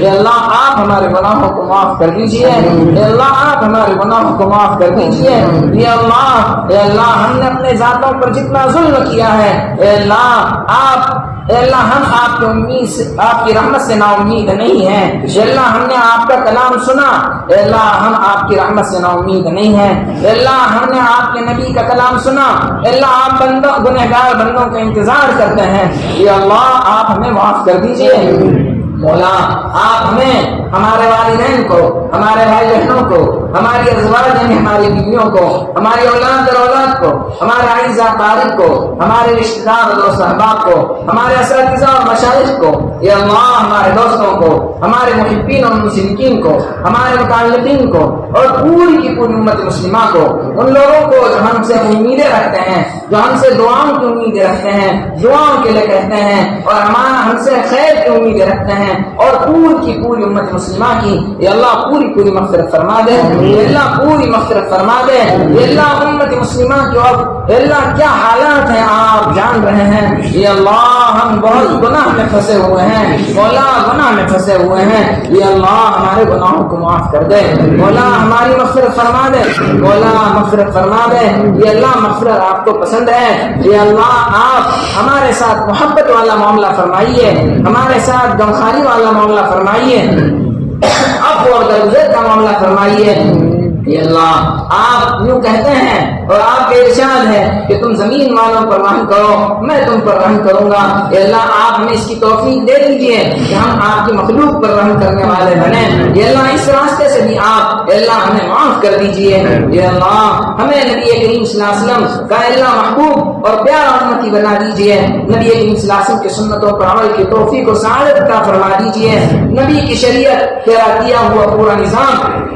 یا اللہ دل سے اس کی قدر کرنے کی توفیق عطا فرما دیجئے، اے اللہ دل سے اس کی محبت کرنے کی توفیق عطا فرما دیجئے، نبی کریم صلی اللہ علیہ وسلم کے ایک ایک طریقے کو اپنے زندگی اور زندگی کے تمام شعبوں میں جاری اور ساری کرنے کی توفیق اور سعادت عطا فرما دیجئے، نبی کریم صلی اللہ علیہ وسلم کی سنتوں کو چن چن کر معلوم کر کے الہی علم حاصل کر کے اس پر عمل کی توفیق اور سعادت عطا فرما دیجئے، اے اللہ سنتوں سے محبت عطا فرما دیجئے، سنتوں سے عشق عطا فرما دیجئے، اور جو غیروں کے طریقے ہیں ہمارے اندر داخل ہو چکے ہیں اور ہمیں معلوم ہے، اور غیروں کے وہ طریقے جو ہمارے اندر داخل ہو چکے ہیں اور ہمیں اس کا علم اور پتہ بھی نہیں ہے، اے اللہ اس کی طرف ہمارا ذہن بھی نہیں جاتا ہے، اے اللہ ہمارے شادی منگنیوں میں، ہمارے میت میں، ہمارے مکان اور دکانوں میں، ہمارے اپنی زندگیوں میں، ہماری اپنی اولاد اور بیویوں اور ہمارے والدین، ہمارے اڑوس پڑوس، ہمارے دوستوں اور رشتہ داروں کی زندگیوں میں وہ طریقے کہ ہم اس کو سمجھتے بھی نہیں ہیں کہ اسلام کے علاوہ ہے، اللہ ان طریقوں میں بھی ہمیں ہدایت دے دیجیے اور یہ اللہ سنت والے طریقے کو اپنانے کی توفیق عطا فرما دیجیے، آج تک ہم نے جو غلطیاں کی اللہ معاف کر دیجیے، اللہ امت سے اللہ یہ جو نئے جو گناہ پرانے نئے سب گناہوں کو یاد کر کر کے اللہ ہمیں اپنی ذات سے چھڑانے کی توفیق و سعادت عطا فرما دیجیے، اللہ امت اغیار کے یہودیت کے نصرانیت کے طریقوں کو اے اللہ اچھی نگاہ سے بھی دیکھ رہا ہے، واہ کر رہا ہے، مولا ڈر لگتا ہے، تیرے نبی نے تو کہا ہے یہ اللہ جو قوم غیروں کے طریقے کو اختیار کرے گی وہ انہی میں سے ہو جائے گی، یہ اللہ اس سے ہماری اور پوری امت کی حفاظت فرما دیجیے، یہ اللہ نبی کریم صلی اللہ تعالیٰ علیہ وسلم کا امتی جہاں کہیں رہتا ہو بستا ہو اس کے جان و مال ایمان و اعمال عزت و آبرو مکان و دکان کھیتی باڑی نوکری وغیرہ ہر چیز کی حفاظت فرمائیے، ماں بہنوں اور بہو بیٹیوں کی عزت اور عصمت کی حفاظت فرمائیے، یہ اللہ نبی کریم صلی اللہ علیہ وسلم کا جو امتی جہاں کہیں رہتا ہو بستا ہو بے گھر ہے اس کو گھر عطا فرما دیجیے، جو باگھر تھے لیکن ان کے گھر اجاڑ دیے گئے ان کو بھی گھر واپس عطا فرما دیجیے، پہلے سے بہتر انداز میں عطا فرما دیجیے، بے روزگاروں کو روزگار عطا فرما دیجیے، یہ اللہ جو پریشان حال ان کی پریشانیوں کو دور فرما دیجیے، جو بیمار ہیں ان کو صحت کاملہ عاجلہ دائمہ مستمرہ عطا فرما دیجیے، اللہ جو عاصر نظر بد اور سحر کے شکار ہیں، اللہ کئی گھرانے کے گھرانے خاندان کے خاندان یہ اللہ سالوں سے اس مصیبت میں گرفتار ہیں، اللہ کئی مرتبہ وہ علاج کر چکے ہیں لیکن کوئی اللہ خاطر خواہ فائدہ ہوتا ہوا نظر نہیں آتا، ان سب پریشان حالوں کو اللہ نظر بد سے نکال دیجیے، حسد سے نکال دیجیے، اللہ ان کے اوپر جو حاسدین ہیں اللہ ان حاسدین کو توفیق دے دیجیے، اللہ ان کو محسود بننے سے اللہ ان کی حفاظت فرمائیے، عاصر والے نظام اور بلا سے ان کو نکال دیجیے، سحر سے نکال دیجیے، اللہ ان کی مکمل حفاظت کیجیے، یہ اللہ نبی کریم صلی اللہ علیہ وسلم کو جو امتی قید و بند میں محبوس ہے یہ اللہ اس کو باعزت نہائی عطا فرما دیجیے، مقدمات میں ماخوذوں کو باعزت نہائی اور چھٹکارا عطا فرما دیجیے، اللہ نبی کریم صلی اللہ علیہ وسلم کا جو امتی مقروض ہے اس کے قرضوں کی شکلوں کی ادائیگی اللہ پیدا فرما دیجیے، اللہ نبی کریم صلی اللہ علیہ وسلم کا جو امتی اللہ نکاح کر چکا ہے لیکن میاں بیوی کی جو حقیقی تعلقات اور حقیقی خوشیاں ان کو میسر نہیں ہیں، تلخیاں ہیں، پریشانیوں میں ہیں، یہ اللہ ان کی زندگی اجیرن بن چکی ہے، یہ اللہ دونوں کے درمیان اللہ نکاح کی اور ازدواجی زندگی کی حقیقی مسرتیں حقیقی لطف عطا فرما دیجیے، نبی کریم صلی اللہ علیہ وسلم نے جتنی خیر اور بھلائی مانگی ان کو عطا فرما دیجیے، اے اللہ جو صاحب اولاد اب تک نہیں ہے نکاح کے باوجود ان کو اللہ نے صالح اولاد دے دیجیے، جن کے نکاح باقی ہیں ان کے لیے مناسب نکاحوں کا نظم اور جوڑ عطا فرما دیجیے، اللہ ہم سب کی اولاد کو اللہ ہمارے پاس اور پورے عالم میں پڑھنے والے جلب عزیز کو عقائد حق کا علوم نافعہ، اخلاق فاضلہ، اعمال صالحہ سے مالا مال فرما دیجیے۔ اے اللہ ان کو بری صحبتوں، برے ماحول کے برے اثرات سے، بری دوستی اور برے لوگوں کی برائی کا نشانہ بننے سے ان کی پوری پوری حفاظت فرما دیجیے۔ اے اللہ ان کو ہمارے حق میں ہماری امیدوں سے اور ہمارے اللہ کوششوں سے بڑھ کر بنا دیجیے۔ اے اللہ ہم کو، ہماری بیویوں کو، ہماری اولاد کو اے اللہ متقینوں کا پیشوا بنا دیجیے، ہمارے تقوی کے معیار کو بلند سے بلند بنا دیجیے۔ اے اللہ ہمیں آپ سے بار بار توبہ کی توفیق دے دیجیے۔ اے اللہ آج تک جتنے گناہ ہوئے ہیں ہم اس پر شرمندہ ہیں، اے اللہ آئندہ گناہ نہ کرنے کا عزم کرتے ہیں۔ اے اللہ ان کا گناہوں کو سچے دل سے معافی مانگتے ہیں، مولا معاف فرما دیجیے۔ اے اللہ ہمارے اساتذہ اور مشائخ جو بیمار ہیں پورے عالم میں جہاں کہیں تیرے محبوب بندے ہیں اے اللہ بیمار ہیں، اے اللہ جن بھی پریشانیوں سے سامنا کر رہے ہیں اے اللہ ان کو صحت عطا فرما دیجیے، اے اللہ ان کی عمروں میں عافیت سے برکت عطا فرما دیجیے، پوری امت کو دیر تک اور دور تک ان سے اے اللہ فیضیاب ہونے کی توفیق و سعادت عطا فرما دیجیے۔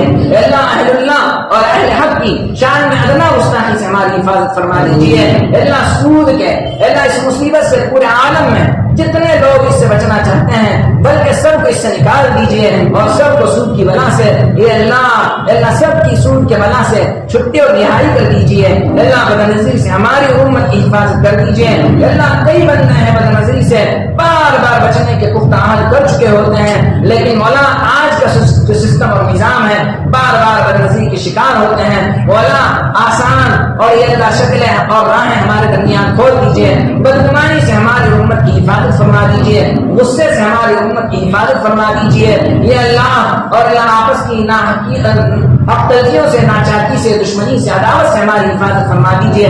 ہمارے قلوب کو اللہ قلوب سنیبہ اور قلوب منیبہ بنا دیجیے، ہمارے دل کو پاکیزہ بنا دیجیے۔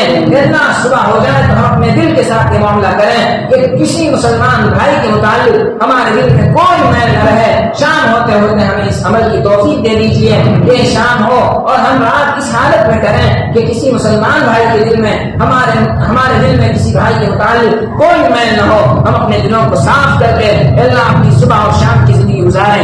یا اللہ نبی کریم صلی اللہ علیہ وسلم نے جتنی خیر اور بھلائی اللہ تجھ سے مانگی اور بتلائی ہے ہمیں اور اپنی امت کو عطا فرما دیجیے، جن شرور سے پناہ چاہیے اس سے ہمارے اور اپنی امت کی حفاظت فرما دیجیے۔ مدارس کی، مساجد کی، خانقاہوں کی، دعوت و تبلیغ کی، مکاتب قرآنیہ اور مکاتب دینیہ کی، اللہ مراکز کی، اے اللہ جمعیتوں، جماعتوں، دینی انجمنوں، اے اللہ اور چھوٹے بڑے جتنے دین کے سلسلے میں اے اللہ کام کرنے والے لوگ ہیں ذات کی محنتوں کو قبول فرمائیے۔ اے اللہ وہاں اے اللہ صحیح رجال کار عطا فرما دیجیے، اخلاص اور استخلاص سے بھرپور رجال کار ہر دینی شعبوں میں عطا کر دیجیے۔ جن دینی شعبوں میں اے اللہ برائیاں اور شریعت کے خلاف ورزیاں درائی ہیں اے اللہ تو اپنے بندوں کو ہمارے درمیان ہر شعبے میں ایسے بندے پیدا فرما دیجیے اے اللہ جو وہاں تجدید کا کام کریں اور اے اللہ ہمیں ان کے ساتھ رہ کر اس تجدید کو قبول کر کے اے اللہ ان برائیوں کو ہر راہ سے دور کر کے اے اللہ ہم اے اللہ تیرے رضامندی والے کاموں کو اس میں کریں، اس کی ہمیں اور پوری امت کو توفیق و سعادت عطا فرما دیجیے۔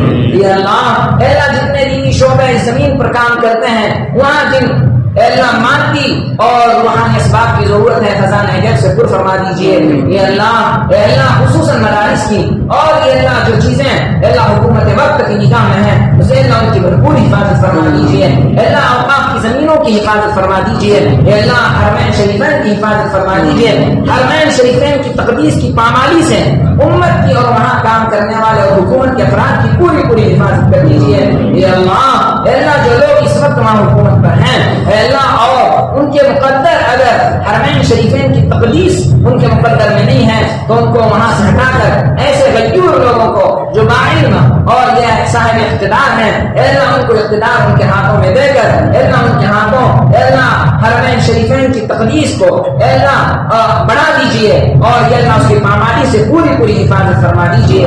یہ اللہ ہماری اس ملک کی اور پورے عالم کی اے اللہ آنے والے تیرے طرف سے جو عذابات ہیں اس سے پوری پوری حفاظت فرمائیے۔ اے اللہ تیرے ناراضگی سے ہماری اور پوری امت کی حفاظت فرمائیے۔ اللہ ہم اپنی طرف سے اور پوری امت کی طرف سے استغفار چاہتے ہیں، اللہ استغفار مانگتے ہیں، اللہ ہم کہتے ہیں اللہم اغفر لنا ورحمنا، اللہم اغفر لنا ورحمنا، اللہم اغفر لنا ورحمنا، اے اللہ تو ہمیں معاف کر دے، ہمیں بخش دے اور ہم پر رحم فرما۔ اللہم اغفر لامت سیدنا محمد صلی اللہ علیہ وسلم، اللہم انصر امت سیدنا محمد صلی اللہ علیہ وسلم، اللہم تجاوز عن سیئات امت سیدنا محمد صلی اللہ علیہ وسلم، اللہم احفظ امت سیدنا محمد صلی اللہ علیہ وسلم، اللہم اہد امت سیدنا محمد صلی اللہ علیہ وسلم۔ اللہ ہم ہمارے ساتھ عفو اور درگزر کا معاملہ فرما، اے اللہ ہمیں بے یار و مددگار نہ چھوڑ دیے، اے اللہ ہماری انگلی پکڑ کر ہمیں دینی راہ پر چلائیے، اے اللہ ہمارے اندر سکت نہیں ہے، طاقت نہیں ہے، ہم خود اپنی ذمہ داری قبول کرنے کے لیے تیار نہیں ہیں کہ ہم خود اپنے دینی راہ پر چل سکیں گے۔ اے اللہم اہدنا الصراط المستقیم، اے اللہ تو ہماری انگلی پکڑ کر ہمیں دینی راہ پر اور سیدھی راہ پر چلا دے۔ اے اللہ کا مجمع یہاں حاضر ہے اور جو آنا چاہتا تھا کسی وجہ سے آ نہ سکا، اے اللہ سب کے جائز مرادوں کو پورا فرما دیجیے۔ اے اللہ یہ باتیں جہاں جہاں ہماری ماں بہنیں اور ہمارے بھائی سن رہے ہوں گے، اے اللہ ان سب کے لیے اے اللہ ان سب کی مغفرت فرما دیجیے، سب کے جائز مقاصد کو پورا فرما دیجیے، سب کی اولاد کے ساتھ بھلائی کا بھرپور معاملہ فرما دیجیے، سب کے کاروبار میں برکت و صحت عطا فرما دیجیے، سب کے روزی میں برکت عطا فرما دیجیے۔ ہم سب کے جائز مقاصد اے اللہ الگ الگ ہوا کرتے ہیں، اے اللہ تیرے بندے اپنے دلوں میں جائز مقاصد لے کر گھومتے ہیں اور امید کرتے ہیں کہ کسی موقع سے دعا میں مانگیں گے۔ اے اللہ جو جائز مقاصد ہم یاد کر کے بھول چکے، ابھی جو اولاد ہیں ان سب میں ہمیں کامیابی عطا فرما دیجیے اور ہمارے مقاصد کو پورا فرما دیجیے۔ اے اللہ ان نوجوان طبقے کو جو اس سلسلے کو یہاں شروع کیے ہوئے ہیں، اے اللہ ان کے اندر اخلاص کو پیدا فرما دیجیے، ان کے اندر استخلاص کو پیدا فرما دیجیے، اے اللہ ان کو اپنا محبوب بندہ بنا دیجیے، اے اللہ ان کی صحیح رہبری فرما دیجیے، ان کو اپنے مشن میں کامیاب فرما دیجیے، اے اللہ چکنے سے خطا کرنے سے ان کی حفاظت فرمائیے، اے اللہ آپ ان کو اور ہم سب کو اپنی نگرانی میں رکھیے، چوک اور بھول سے فوراً ہمیں متنبہ کر کے معافی اللہ اس سے مانگنے کی توفیق عطا فرما کر اس چوک کو درست کرنے کی توفیق اور سعادت عطا فرما دیجیے۔ اے اللہ ہمیں قبول فرمائیے، اے اللہ جہاں جہاں مدارس و مکاتب قرآنیہ چل رہے ہیں تیری بھرپور مدد شامل حال فرمائیے، جو مانگا عطا فرما دیجیے، جو مانگنے سے رہا اور ہماری اور پوری امت کی ضرورتیں ہیں اے اللہ وہ بہتر آپ جانتے ہیں، خزانہ غیب سے عطا فرما دیجیے۔ ہمارے جن بھائیوں نے ہمیں دعا کے لیے کہا، اس موقع سے یا اس سے پہلے اور دعا کے لیے کہتے رہتے ہیں اور ہم سے دعاؤں کی امیدیں لگائے رہتے ہیں، یا وہ ہمارے لیے دل میں یہ امید رکھتے ہیں کہ ہمارے یہ بھائی ہمارے لیے یقیناً دعا کرتے ہیں، یہ اللہ یا ہمارے ان پر حقوق ہیں یا اللہ ان کے ہم پر حق ہے، ان سب لوگوں کے حق میں اے اللہ مغفرت والا، سلامتی والا، بھلائی والا معاملہ، شفا والا معاملہ فرما دیجیے، قوم کی جائز مقاصد کو پورا فرما دیجیے۔ یا اللہ ہم اخیر میں واپس توبہ کرتے ہیں، مولا ہماری توبہ کو قبول فرما لیجیے۔ اے اللہ حقیقت ہے اگر آپ نے ہمیں معاف نہیں کیا، مولا کوئی ذات نہیں ہے جو ہمیں معاف کرے، لیکن مولا ہم اس امید کے ساتھ اٹھتے ہیں کہ ہم نے ہمارے مولا کے سامنے معافی مانگی ہے تو ہمارے مولا اور اللہ اور الہ اور رب نے ہمیں یقیناً معاف کر دیا ہے۔ یہ اللہ آج کے بعد ہم اپنے نئے کھاتے کو شروع کرنے جا رہے ہیں، مولا پچھلے تمام گناہوں کو معاف فرما اور آئندہ ہماری رہبری فرما، جب بھی گناہ ہو جائے فوراً ہمیں توبہ کی توفیق عطا فرما، ہم سب کو تیرا محبوب بندہ بنا، اللہ توابین میں رکھ کر محبوب بندہ، اللہ متطہرین میں رکھ کر محبوب بندہ بنا، اللہ اپنی نگاہ سے ہمیں ایک سیکنڈ کے لیے جدا نہ کر، اللہ ہم کتنے ہی گناہ کریں لیکن مولا استدراج والا، ڈھیل والا اللہ ایسا معاملہ ہمارے ساتھ نہ کر کہ دیکھ کتنے گناہ کرتا ہے میں بھی دیکھ لوں گا، نہیں مولا اگر گناہ ہو جائیں ہمیں ایسے راستے پر ڈال دیں فوراً تیری ذات کی ہمیں یاد آنی چاہیے اور ہم تیرے طرف توبہ کے لیے آنا چاہیے۔ مولا آپ یہ بھی کر سکتے ہیں اور آپ کو اس بات کی قدرت ہے کہ ہم گناہ کرتے رہیں اور گناہ میں اتنے دور چلے جائیں کہ ہمیں توبہ کی توفیق نہ ہو اور آپ کے اچانک پکڑائیں اور ہم موت کے چنگل میں چلے جائیں۔ مولا ہماری سے حفاظت فرما، پتہ نہیں مولا زندگی کا آخر وقت اور آخری شان اور آخری نماز کس حال میں ہوگا، مولا اس وقت نہ ہماری ماں اور نہ باپ، نہ ہماری بیوی، نہ ہمارے بچے، نہ ہمارے شاگرد، نہ ہمارے دوست، نہ ہمارے اڑوس، نہ پڑوس، چاہے کتنی محبت ہم سے کرتے ہو ایک سیکنڈ کے لیے کوئی کام نہ ہوئے گا، مولا اس نازک وقت میں کوئی ذات کام آنے والی ہے تو تیری ہے مولا۔ مولا تم نے آج ہمیں توفیق دی ہے، اس سے پہلے ہمیں بھی تو نے توفیق دیا اور یہ اللہ یہ توفیق ہم سے تو کبھی بھی نہ چھین لے مولا. ہم جب تک زندہ رہیں ایمان پر رہیں الہی. جب ہمارا آخری وقت آئے ایمان کے ساتھ آئے کلمہ طیبہ ہماری زبان پر جاری ہو. اے اللہ تیرے حقوق کو ہم نے ادا کر دیا ہو, جو حقوق ادا کرنے باقی ہو تیری طرف سے معافی کا اعلان ہو چکا ہو. تیرے بندوں کے حقوق کو ہم نے ادا کرنے کی کوشش کی ہو, جن بندوں کے حقوق اے اللہ ادا کرنے باقی رہے ہو ان بندوں نے ہمیں معاف کر دیا ہو. اے اللہ اس حالت میں پورے شرح صدر کے ساتھ ہماری روح تیرے طرف آنے کے لیے لپک رہی ہو, اچھل اور کود رہی ہو, جنت کے انتظار میں ہو, تیری ملاقات میں مشتاق ہو. اس حالت میں ہمیں اے اللہ ہماری روح کو قبض کر لینا, اپنے اپنے وقت پر ہمیں خاتمہ بالخیر عطا فرما. سوئے خاتمے سے ہماری, ہمارے والدین کی, ہمارے بھائی بہنوں کی, ہماری ازواج کی, اے اللہ ہمارے پاس پڑھنے والے طلبہ عزیز کی, ہماری دوستوں کی, اے اللہ ہمارے اساتذہ مشائخ کی اور پوری امت مسلمہ کی پوری مغفرت فرما. اے اللہ اچانک تیری پکڑ سے اے اللہ ہماری امت کی حفاظت فرما. مولا ہم استغفار کرنے کا ارادہ کر چکے ہیں, اے اللہ ہم اپنے لیے بھی استغفار کریں گے, اے اللہ ہم امت کے لیے بھی استغفار کریں گے. ہم اس موقع پر انشاءاللہ کہتے ہیں اے اللہ آپ کی مشیت ہمارے اس استغفار والے عمل میں شامل حال رہے. اے اللہ اس توفیق اور سعادت سے آپ ہمیں اپنا محبوب بندہ بنا لیجئے. ہماری ان دعاؤں کو محض اپنے فضل و کرم سے نبی کریم صلی اللہ علیہ وسلم کے صدقے طفیل میں بے انتہا قبول فرمائیے. جزا اللہ عنا محمدا ما هو اهله صلی اللہ علیہ وسلم. سبحان ربک رب العزت عما یصفون وسلام علی المرسلین والحمد للہ رب العالمین.